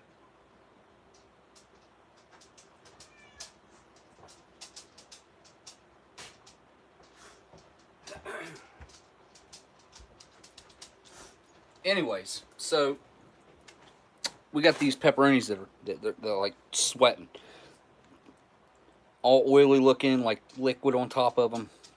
Not liquid. Yes, liquid, like beads of sweat. Wasn't like a puddle, but it was like beads of sweat. And I noticed this with the last pizza, maybe even the one before that. And I thought, and that's weird. And it ain't like from sitting in my house. My house is humid or anything. It's not that, because it was that way when she brought it in the house.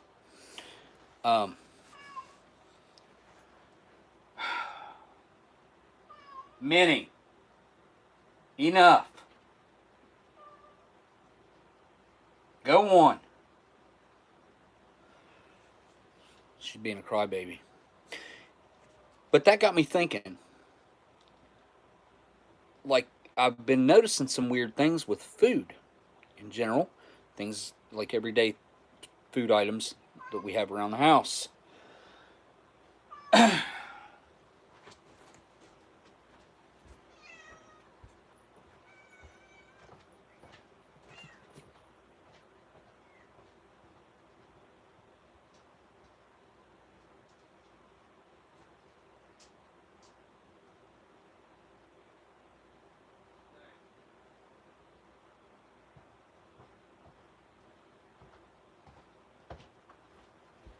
All right. Sorry, I've been interrupted 3 times by the cat now. I apologize.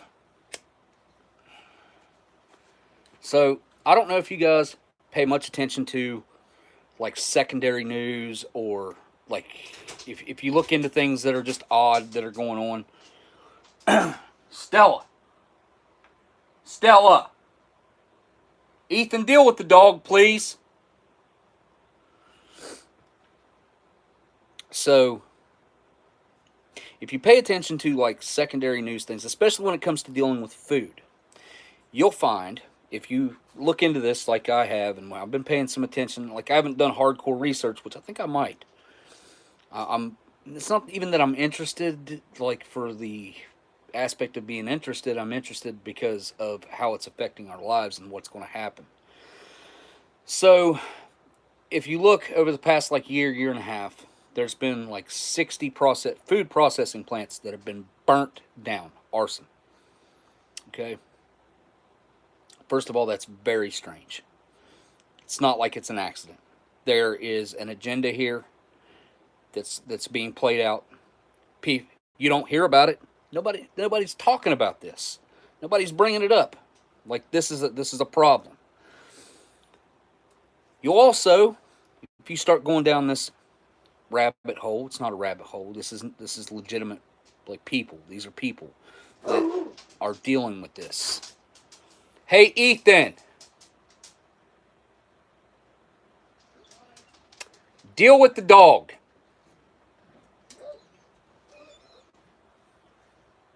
You need to stop.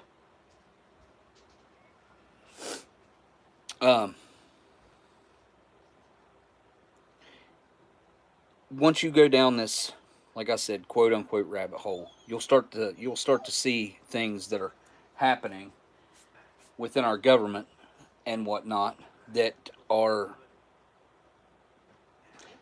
it's more than concerning. Dude, either put her out or take her back the hallway. One or the other. Out.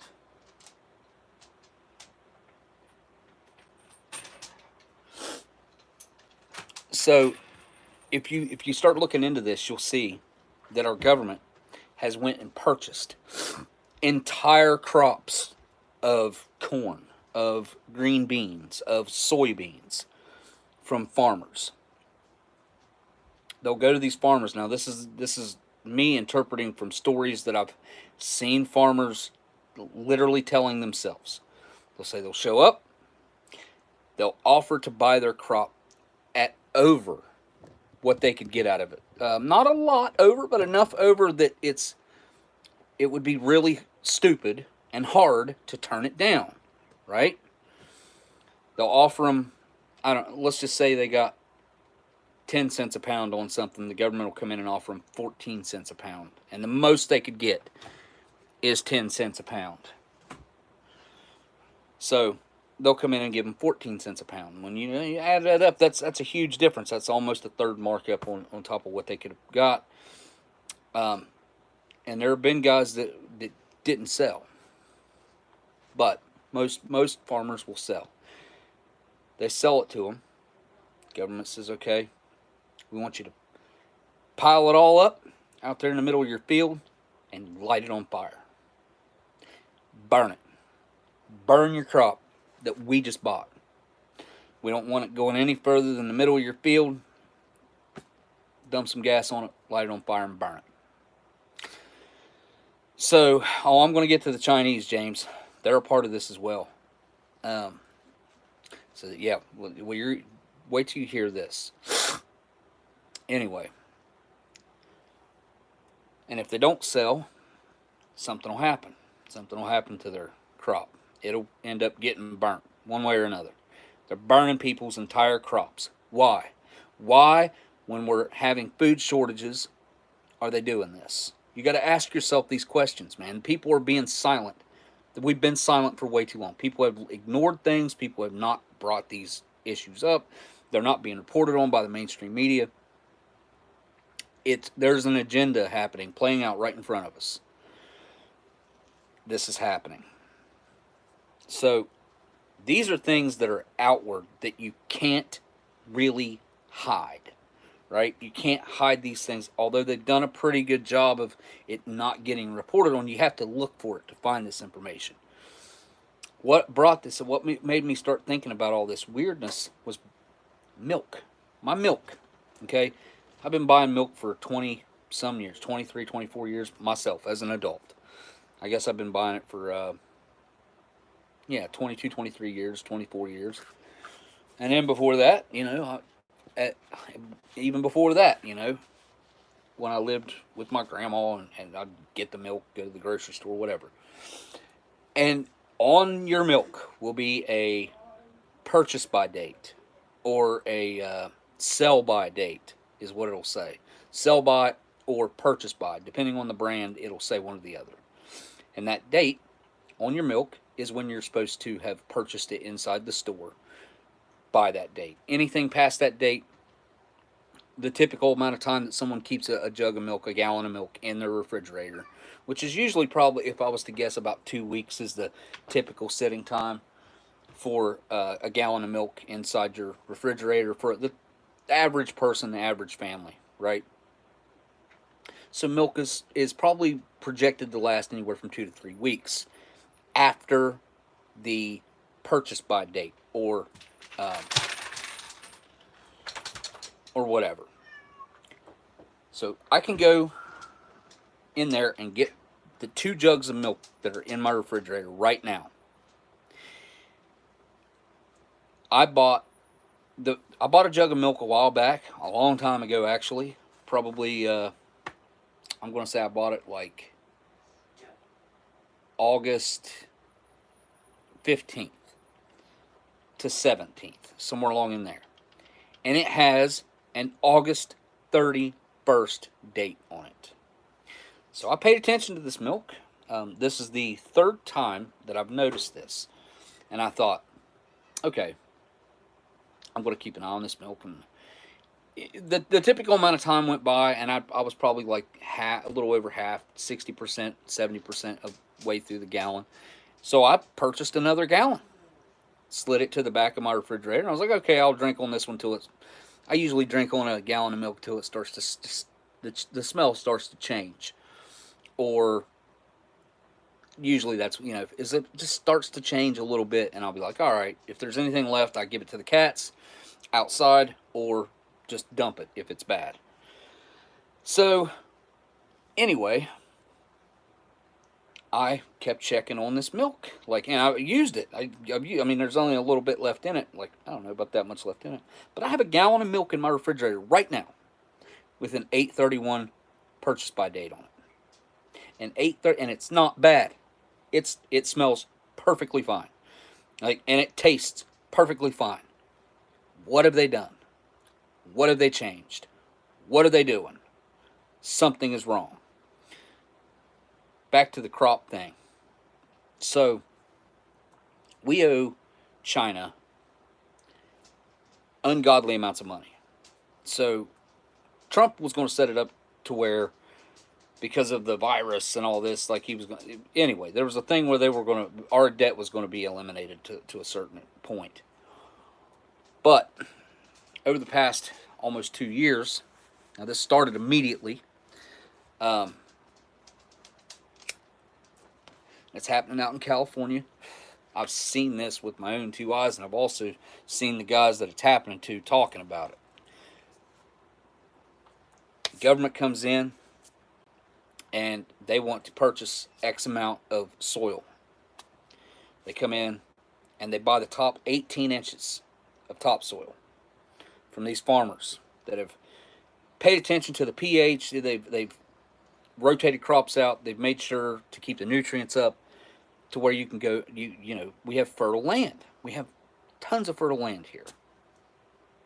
Well, China has not done this with their land. China has ravaged their land by planting the same crops over and over and over and over in the same place, and it just like you can't do that. You can't do that because it sucks all the nutrients out of the dirt and makes it to where nothing will grow. It's worthless. It's worthless dirt. It's worthless soil.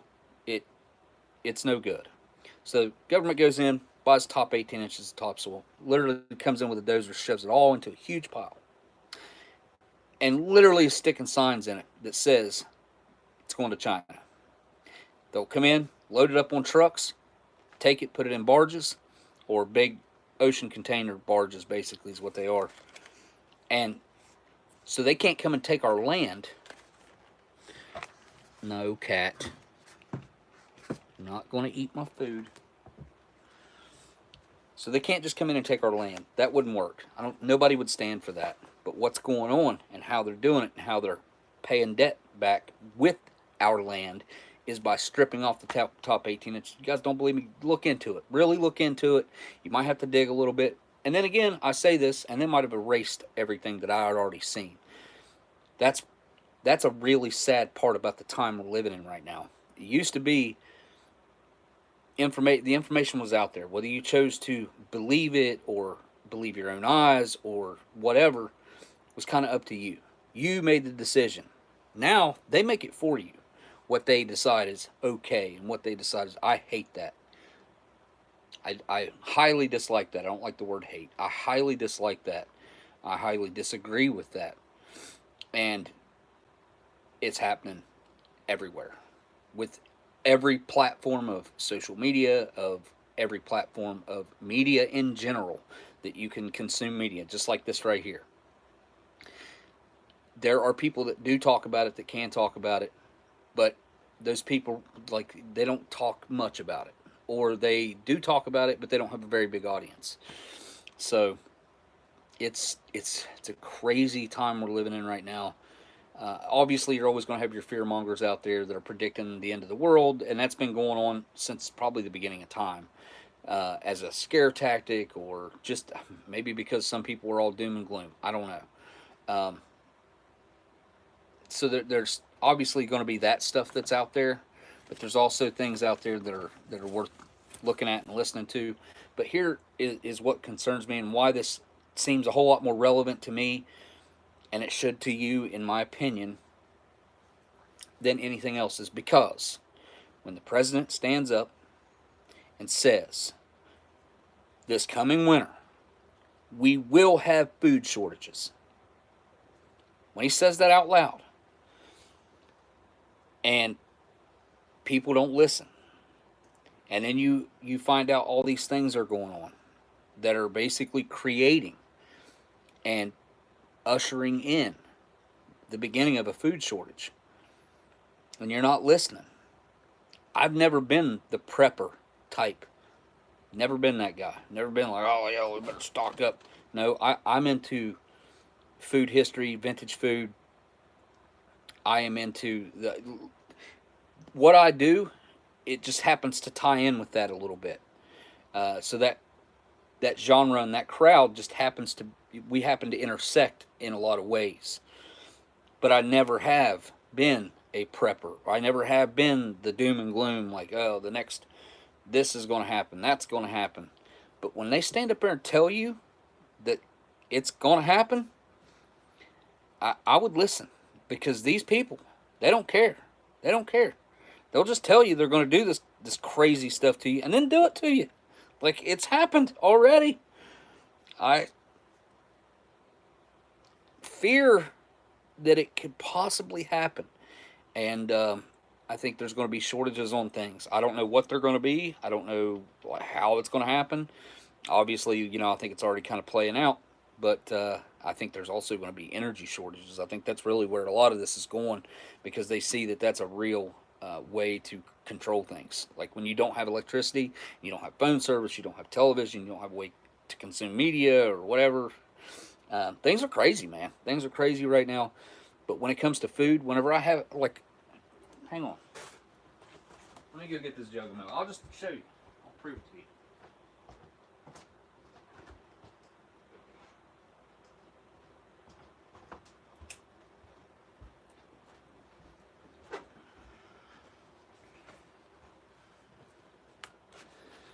See that? Maybe it won't be flipped around if I flip the camera around. I'm not sure. See that? 8:31. I mean, that's not right. Milk is not supposed to last. Like, even our processed and pasteurized milk, like we have been consuming for a long time,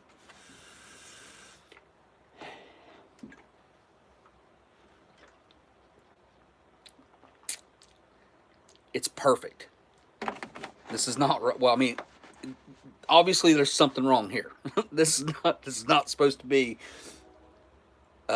This should look like cottage cheese. It should be cottage cheese, right? Am I wrong? Anybody else disagree with that? Like, we are, what, a month and a half past the purchase date on this thing right now, roughly. What is today's date? I don't even know. It is October 4th. So I guess not, it's a whole month and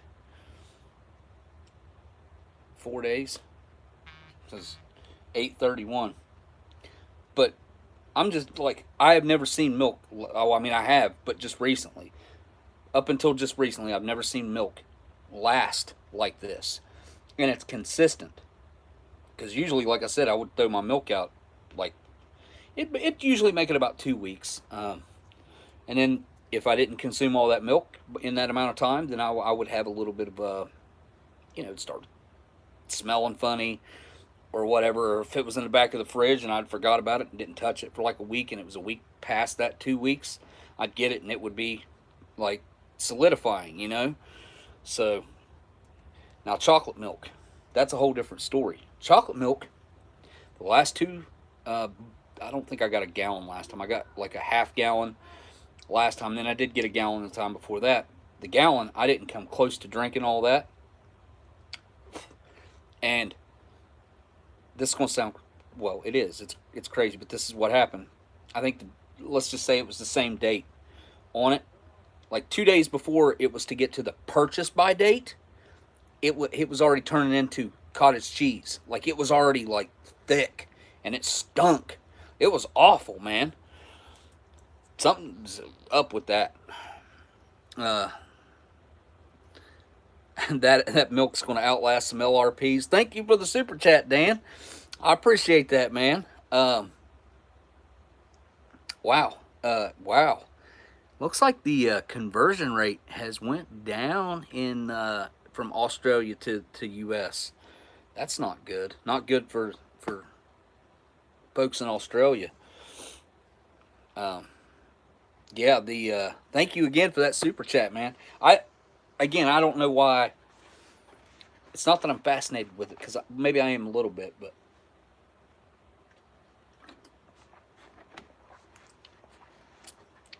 that don't make sense to me. I shouldn't be able to drink that right now. It should not be perfectly good. Like, I mean, there's not even a hint of it starting to go. So I would say, just judging by the way this tastes, I mean, it's got at least another week before anything, if it even happens then. Now, like, I don't want to drink this. I want to just leave it sitting in there just to see how long is it going to last. How long can this milk last? Can I get 2 months past the purchase by date? Is that possible? Maybe. Maybe. We're already looking at 5 weeks right now, roughly. So, I'm going to go put it back in the fridge. I don't want it to get warm. Screw up our chances of making it longer.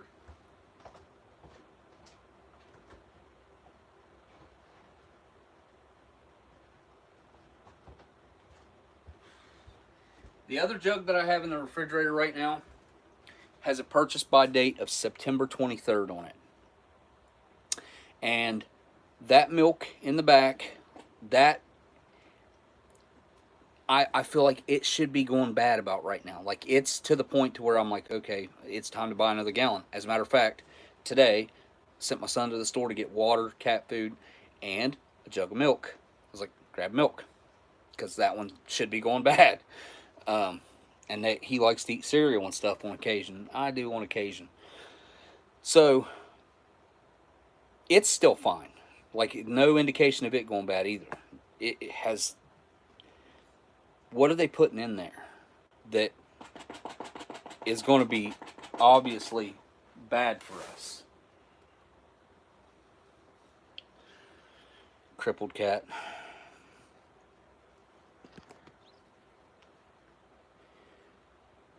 USD EUR was 1-to-1 the other week. Really?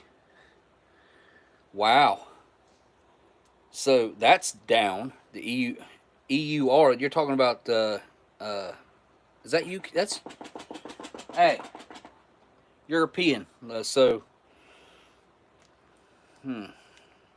Isn't the conversion rate on that usually like aren't they usually a considerable amount higher than the USD?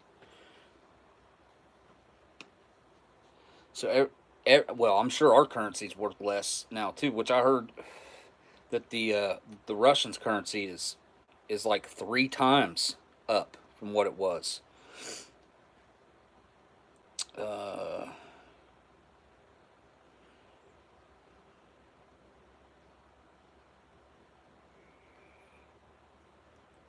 Let's see, pull up conversion rates. It is right now. Look at that. €1 equals 1 United States dollar. Wow. Wow. Well, that's over the past month. So, same on the past day, on the past 5 days. Looks like it was down to like 85 cents. January 22, roughly. I think that's about what that's at. Nope, December 21, 88 cents, 86 cents. All right, let's see what Russia's got going on right now. Well, Australia, I can tell you 20 Australia is 13 US. So it's like, like 55, 60 cents, probably 60. What is that, about 60%? Quit. Goodness. Pakistani rupee should be, wait, Russian ruble. Wow. Okay, so the highest the Russian ruble was back in March 8th. It was 127.75 Russian ruble to 1 US dollar, which is that would be the worst. And the best it's been is right here in June. It was down to 52.50, which is the lowest it's been in the past year. It's the lowest it has been in the past 5 years. Wow. Meaning that's the highest for them. Lowest us, highest them. That's the best their currency's ever done in the past 5 years. So when was that again? Looks like it was June, actually. Wait. Yeah, my birthday, June 24th. It looks like it bottomed out. Wow. All right, one other that let's see what's going on here.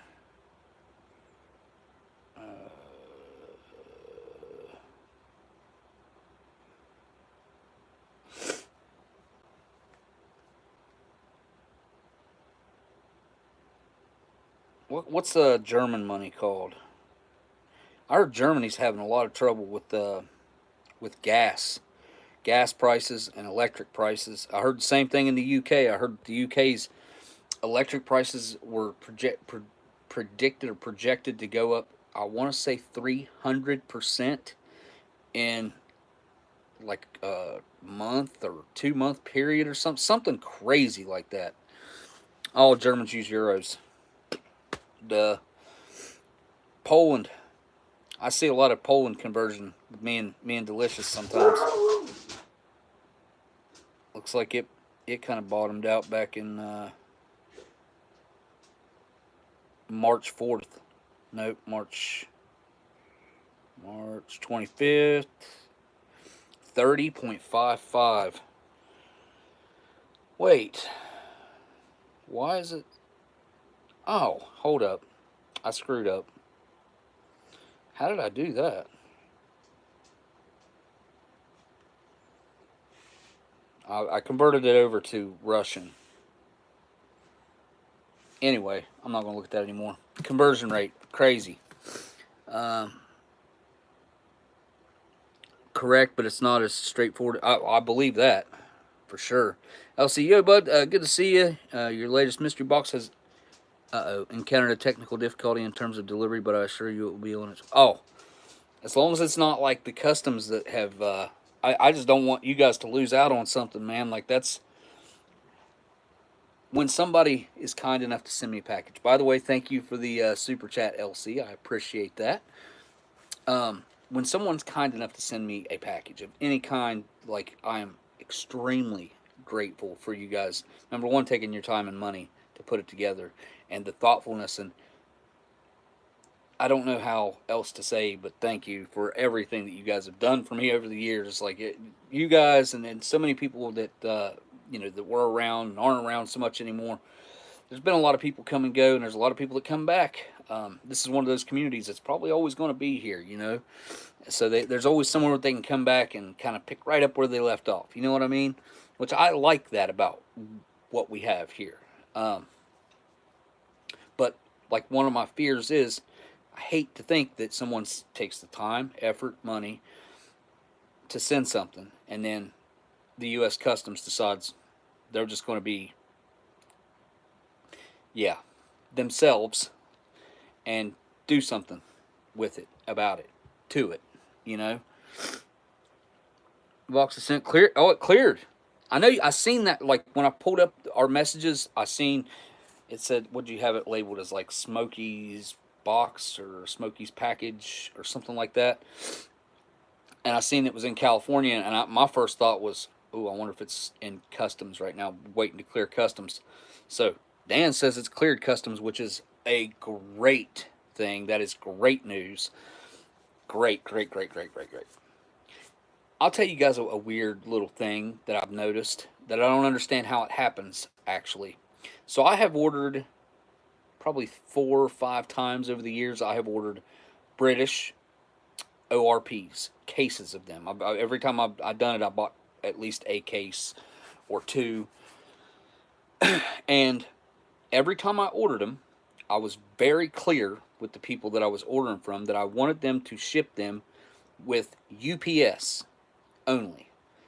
Because I knew UPS, I had, after the first delivery that I had with them, it was amazing. So I could order, what is today? Tuesday? I could order 2 cases of ORPs from Britain right now, today, on a Tuesday. And they could put them in the mail through UPS today. I would have them Friday. They'd be sitting on my door on Friday, like every single time. 2 days in the mail, sometimes like 2.5 to 3, like never more than 3. 3 days from the UK to my front door. How? How does that happen? How do they do it?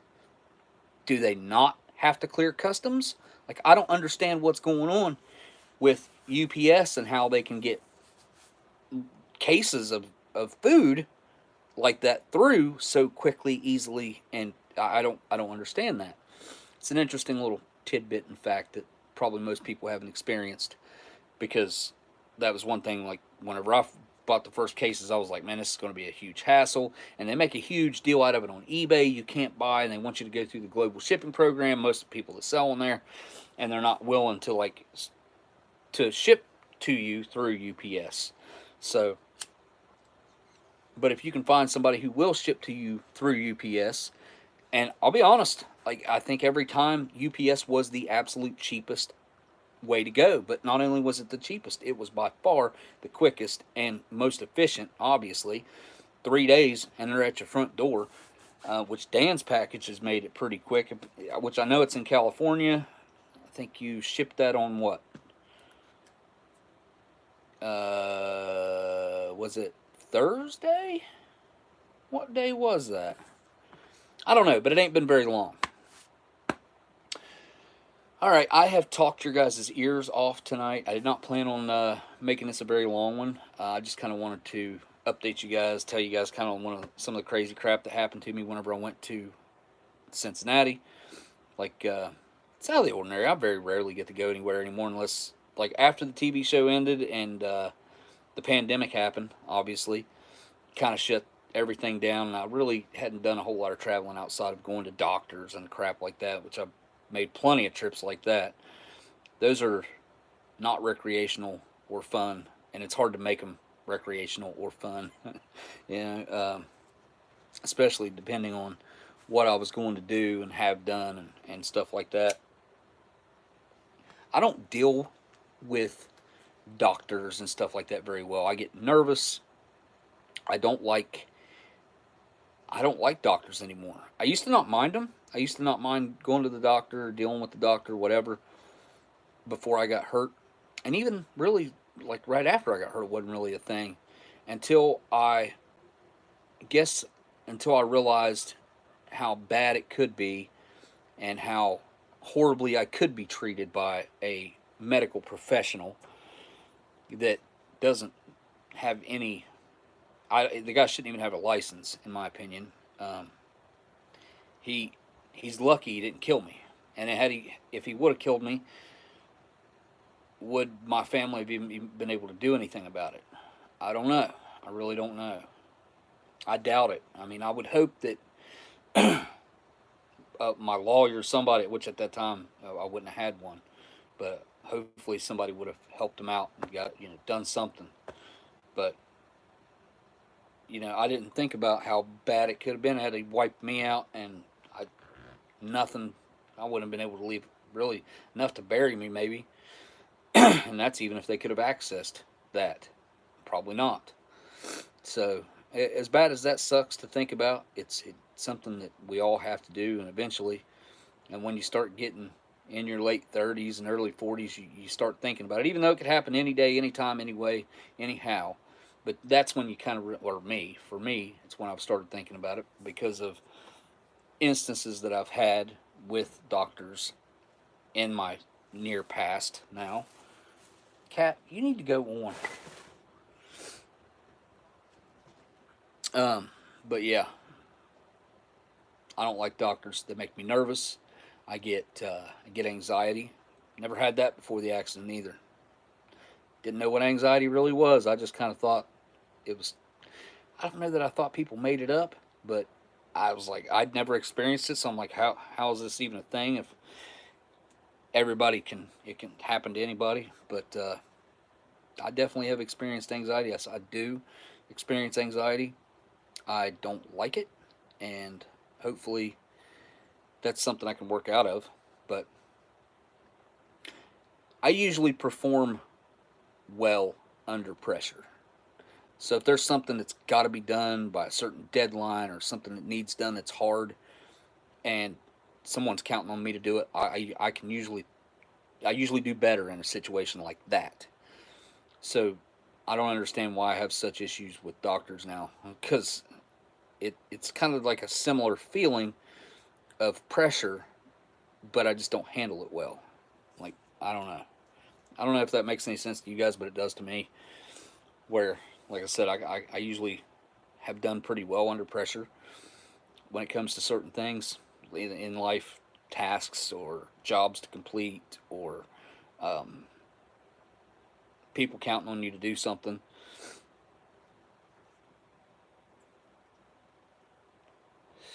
a good one. What? Got an awesome set of doctors now. Hate having to get to know a new one. I've had some primary care doctors and a cardiologist for the fact. Well, um, I had the same doctor since I was 8 years old, roughly. I think I was about 8, which was my buddy's dad that unalived himself a year ago Friday. So just the other day, was the 1 year anniversary. Thought about it all day Friday. That's the day I went to Cincinnati. Thought about it a bunch. He was my doctor. His dad was my doctor. And his dad kicked me out of being a patient. And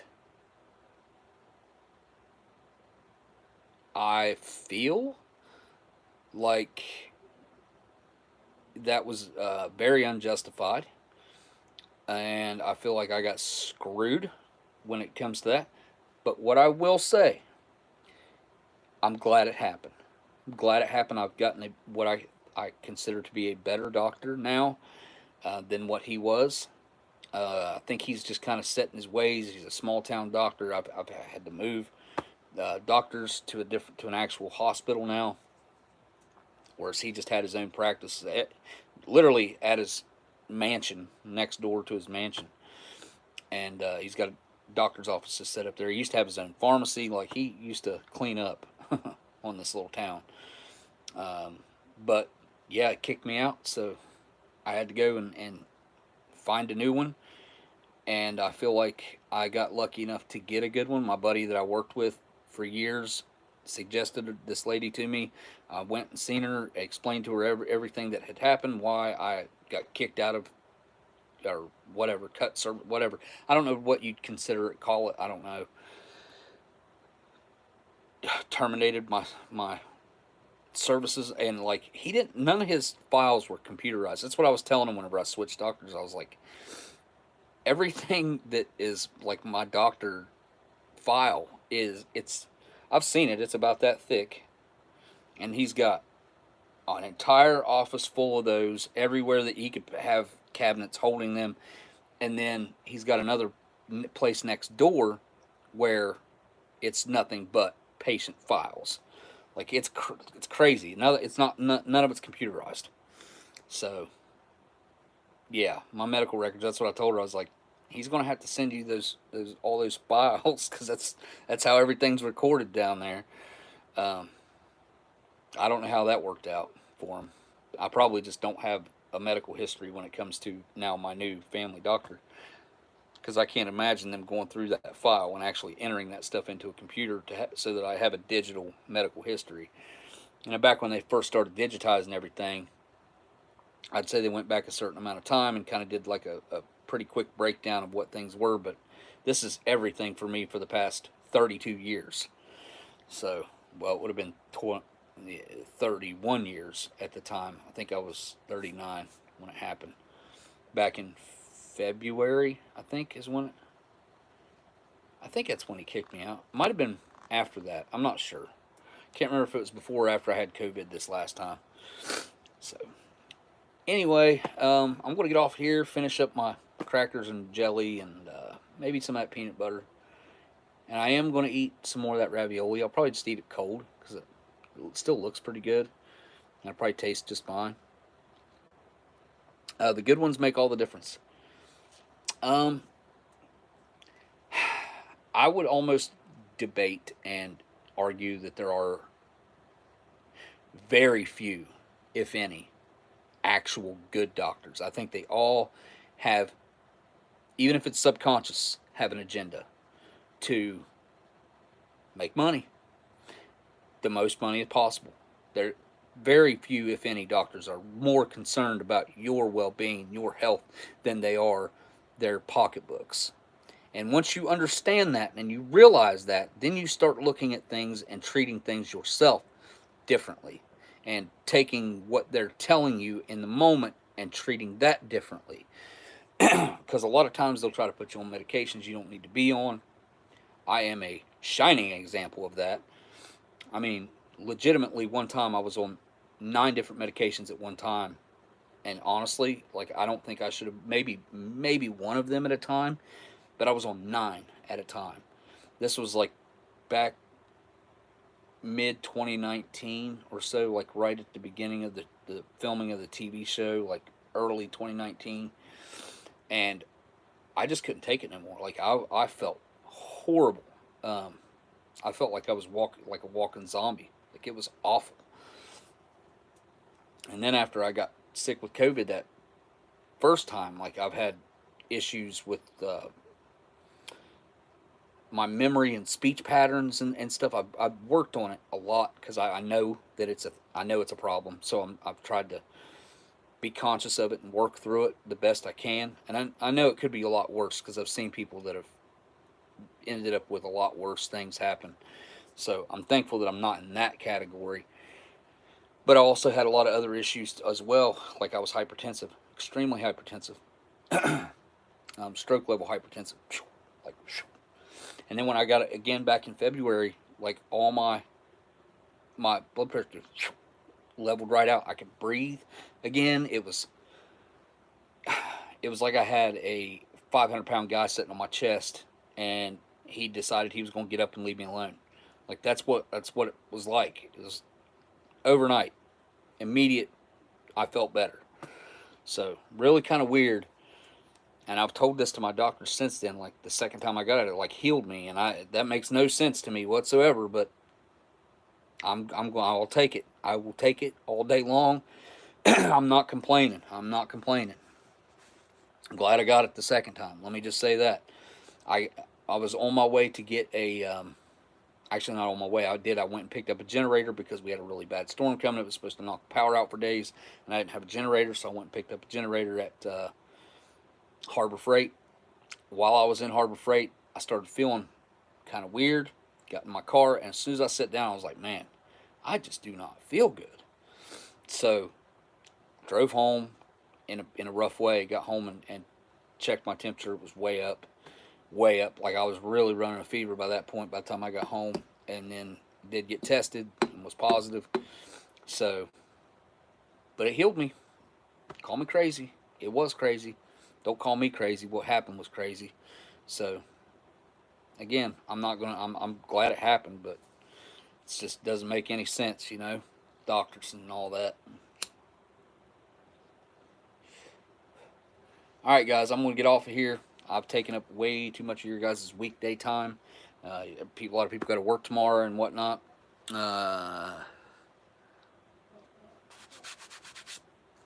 My physiantry.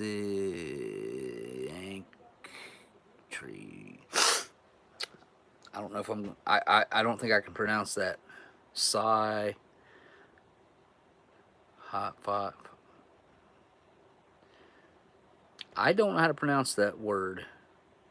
Maybe I'm just looking at it wrong. Psychiatry,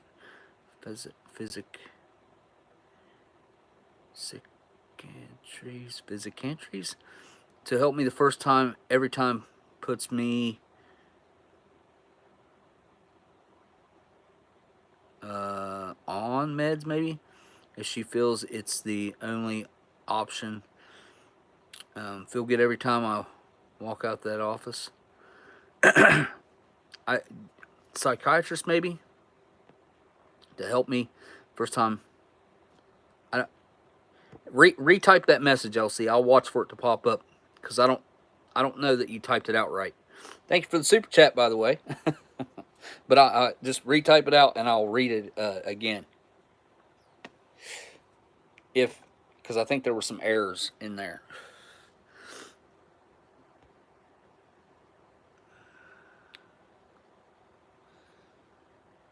Physician. Okay. I was like, what is that word?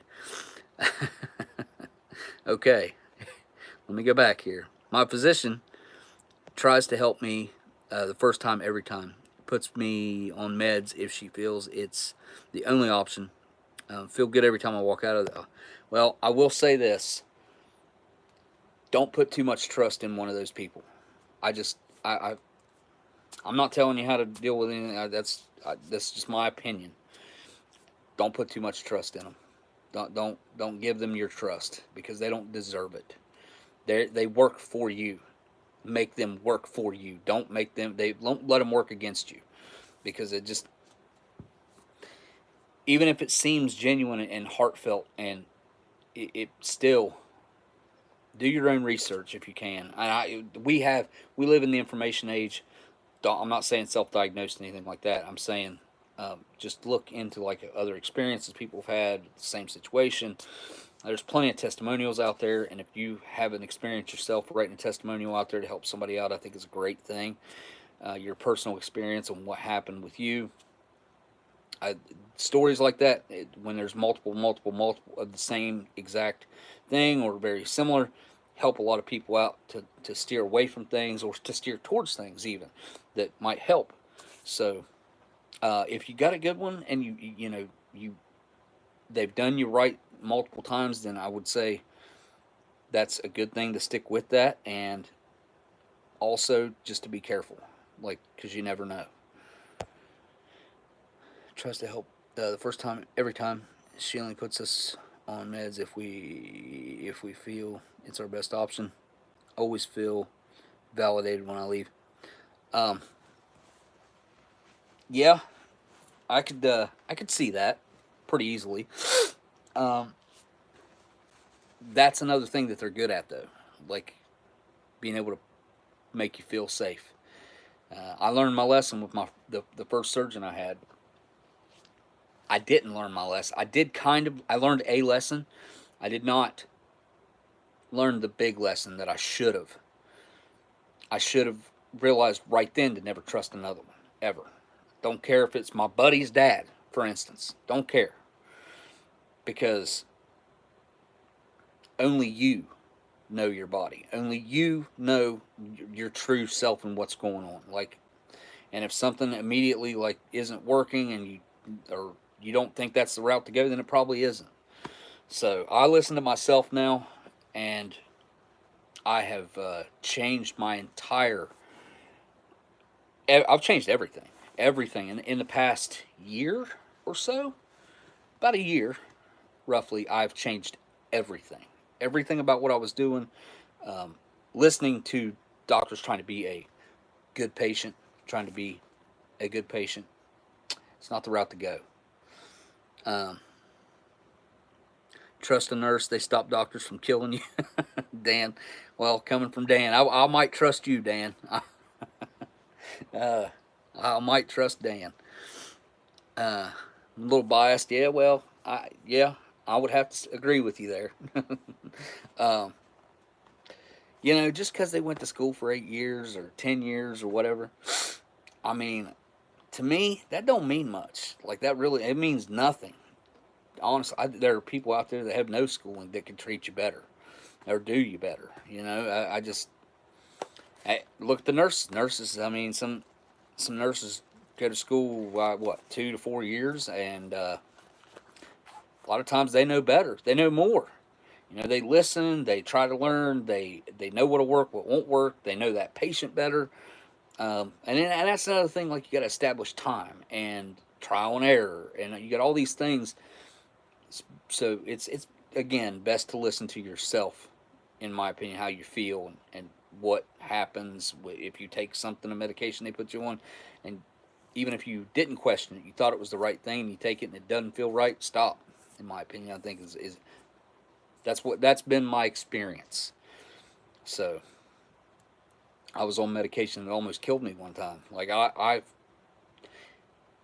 the way I felt, like, I knew if I continued that it was going to kill me. Like, I just knew. So I don't know how to explain it other than just to say, like, I had a feeling, and I just, like a premonition or whatever, like, I just knew if I'd done this for another day or two, it was going to kill me.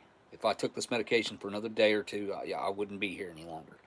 And it had, at that point, already ravaged my insides.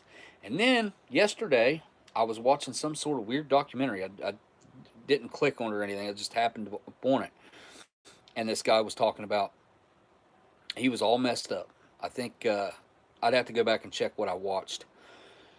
But something similar to what happened to me happened to him, except it ruined him. Like, now, like, it completely ravaged his internals, and he can't be repaired. Like he can't repair it himself. His body won't heal, and like he's lucky he's not unalive, but he's also unlucky in the fact that he was just trying to be a good patient, listen to the doctor, tried to get better, and do what they told him to do, and it almost killed him. It almost killed him, and I'm sure there at times he wishes he was, because he's in bad shape now, real bad shape. Almost the exact same scenario that I was in, and this guy, his outcome was a lot different than mine. I stopped whenever I felt like I couldn't go on anymore, and I knew that it wasn't going to work because I wouldn't be here anymore, and which I did. The nurses did tell me to stop after I showed them what was happening to me. Because basically I developed an allergic reaction to it. Thank God. I guess that was my body's way of throwing up the huge red flag, like stop. But I had broke out with rashes on my palms of my hands, my entire body, 100%. Bottoms of my feet, under my hair, places you typically don't get rashes for where I was. It was an allergic reaction, so I guess it really wasn't a rash, but it's what it looked like, what it felt like. I was in bad shape, man. All right, for the fourth time, I'm going to sign off of here, and we'll talk more on Saturday. I don't think. Well, it's either this Saturday or next Saturday. Anyway, I'll inform you guys about what's going on. If I've got some things coming up to where I might not be able to stream on a Saturday, on a weekend, and I'll pick at least one weekday to make that up. And like today, like I did today, I'm happy to live stream on. I wasn't hungry today. I'm still really not hungry. That's why we did what we did. But I plan to do one or both of those meals on Saturday, but maybe both. I guess depends on the condition of what we open. But all right, guys, I will. Oh, Dan, that's what I was going to say. I went looking for clinkers at Jungle Gyms, and I could not. They did not have them, and that was like the one thing I told Amber. I was like, that's what the one thing I want to look for in here are clinkers. If I can find clinkers, I'll be happy. And they didn't have them. They had a lot of international candies, a lot. German, Polish,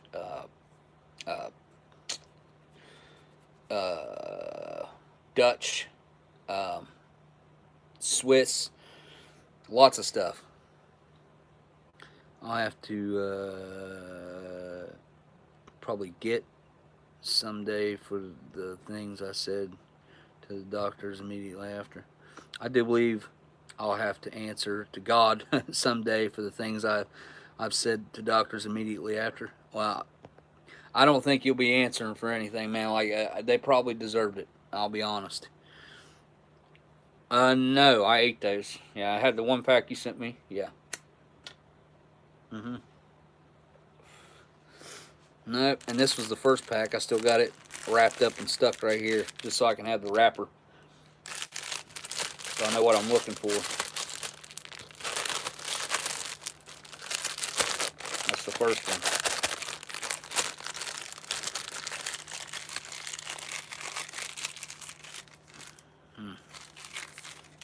Yeah, I keep that around. And then I keep these here too, because I think I got a pack of these unopened in an old CR1M that the CR1M was in bad shape, kind of, but the Lifesavers were okay. They just need to go in my candy collection when I get that displayed properly. That reminds me, all right, hold up. Something's burning.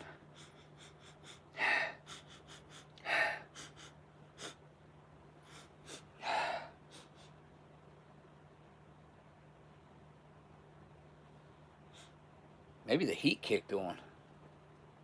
No way.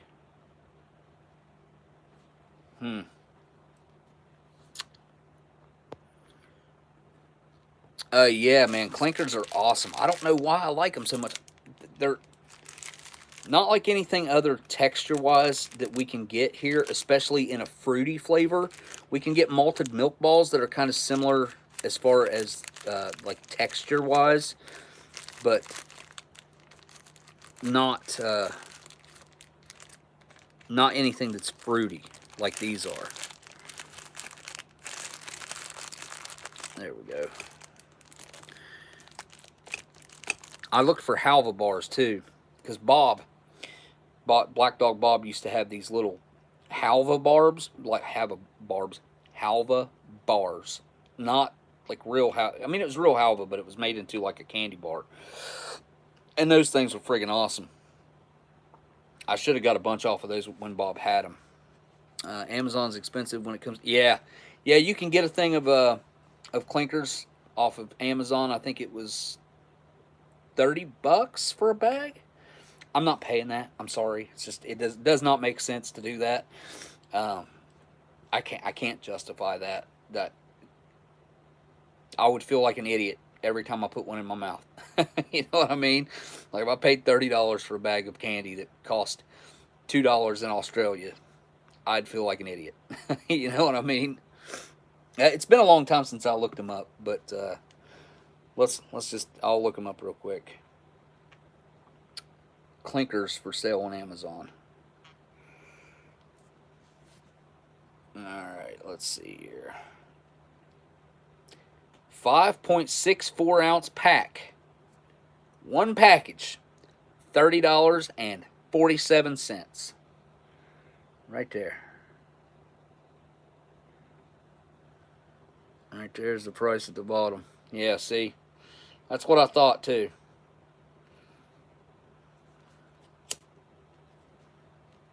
There we go. Clicked into it. Sure. That's a small pack too, I'm pretty sure. How big was this one? 300 grams. Doesn't say how many ounces. I think that's like 10 ounces.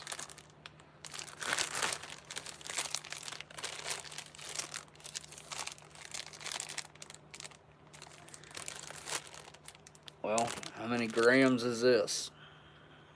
Oh, it's the same size pack. Same size pack as this. $30.47. That's what I thought. I thought they were about $30. They're in stock. Yay.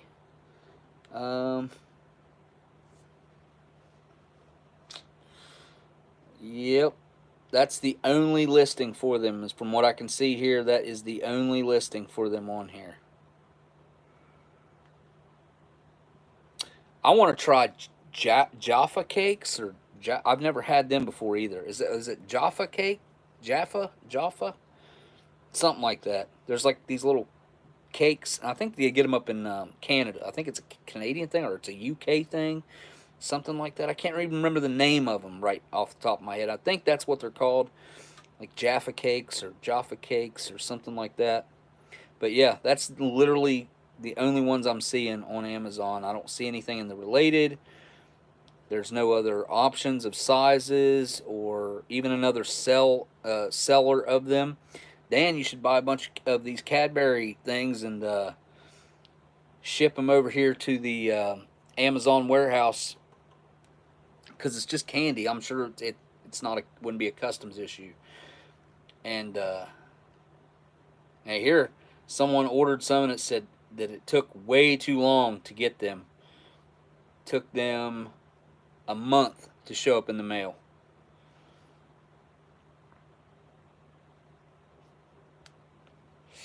Alright guys, I'm going to sign out. I will see you guys most likely Saturday. I don't think this week is the one. I haven't checked my calendar, but it's either this weekend or next weekend. I think it's next weekend. Oh, I got a bunch of Tim Tams, regular and caramel, that I bought at Big Lots. That's why I gave so many away, because I'll never be able to eat all the Tim Tams that I've got. I have these sitting right here too. I've got like 3 in there, and the chocolate cherry coconut I haven't eaten very many of these. There's like 7 of them left in there. I think there's only 10 to start with. Something like that. Oh, there's only 9. There's only 9 to start with. These are 3.5 years, over 3.5 years past their best by date. 3 years and 8 months. 3 years and 7 months and a week past their best by date.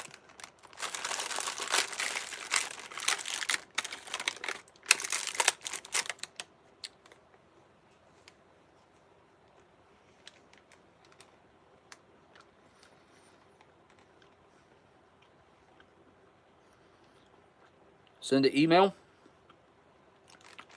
I never check them. That's probably why. But Oldsmokey1969 @gmail. Yeah, I never check my emails. I think about it. I'm like, man, I need to check my email. And then I just don't.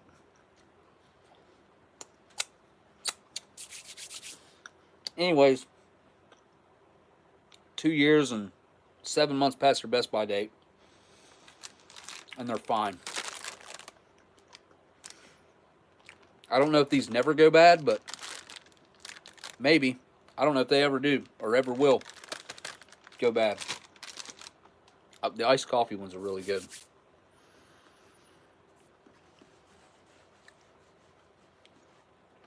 Best before date. We'll have to have a discussion on dates because it's interesting. I'd encourage everyone to look into that a little bit. And did you guys see that? Did you see that light? It was like pulsating. Am I the only one? It was like right here. It came right here, and it was like, and it disappeared. I see lint on occasion. You know, just like a piece of dust or lint. But that was interesting. Back it up. You guys can back it up and look. It was doing this though. There's no flashing lights in here, dude. Like, why else would it? Why would it do that? That doesn't make sense. It doesn't make sense. It wasn't a bug either. Live stream because I'm in it right now. So I will see you guys soon in a couple days. Thank you guys for hanging out. Thank you guys for the super chats, LC. And all right, guys. Thank you guys. Like I said, thanks to my patrons as well. You guys are awesome.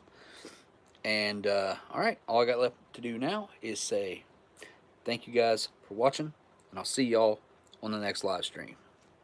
Later.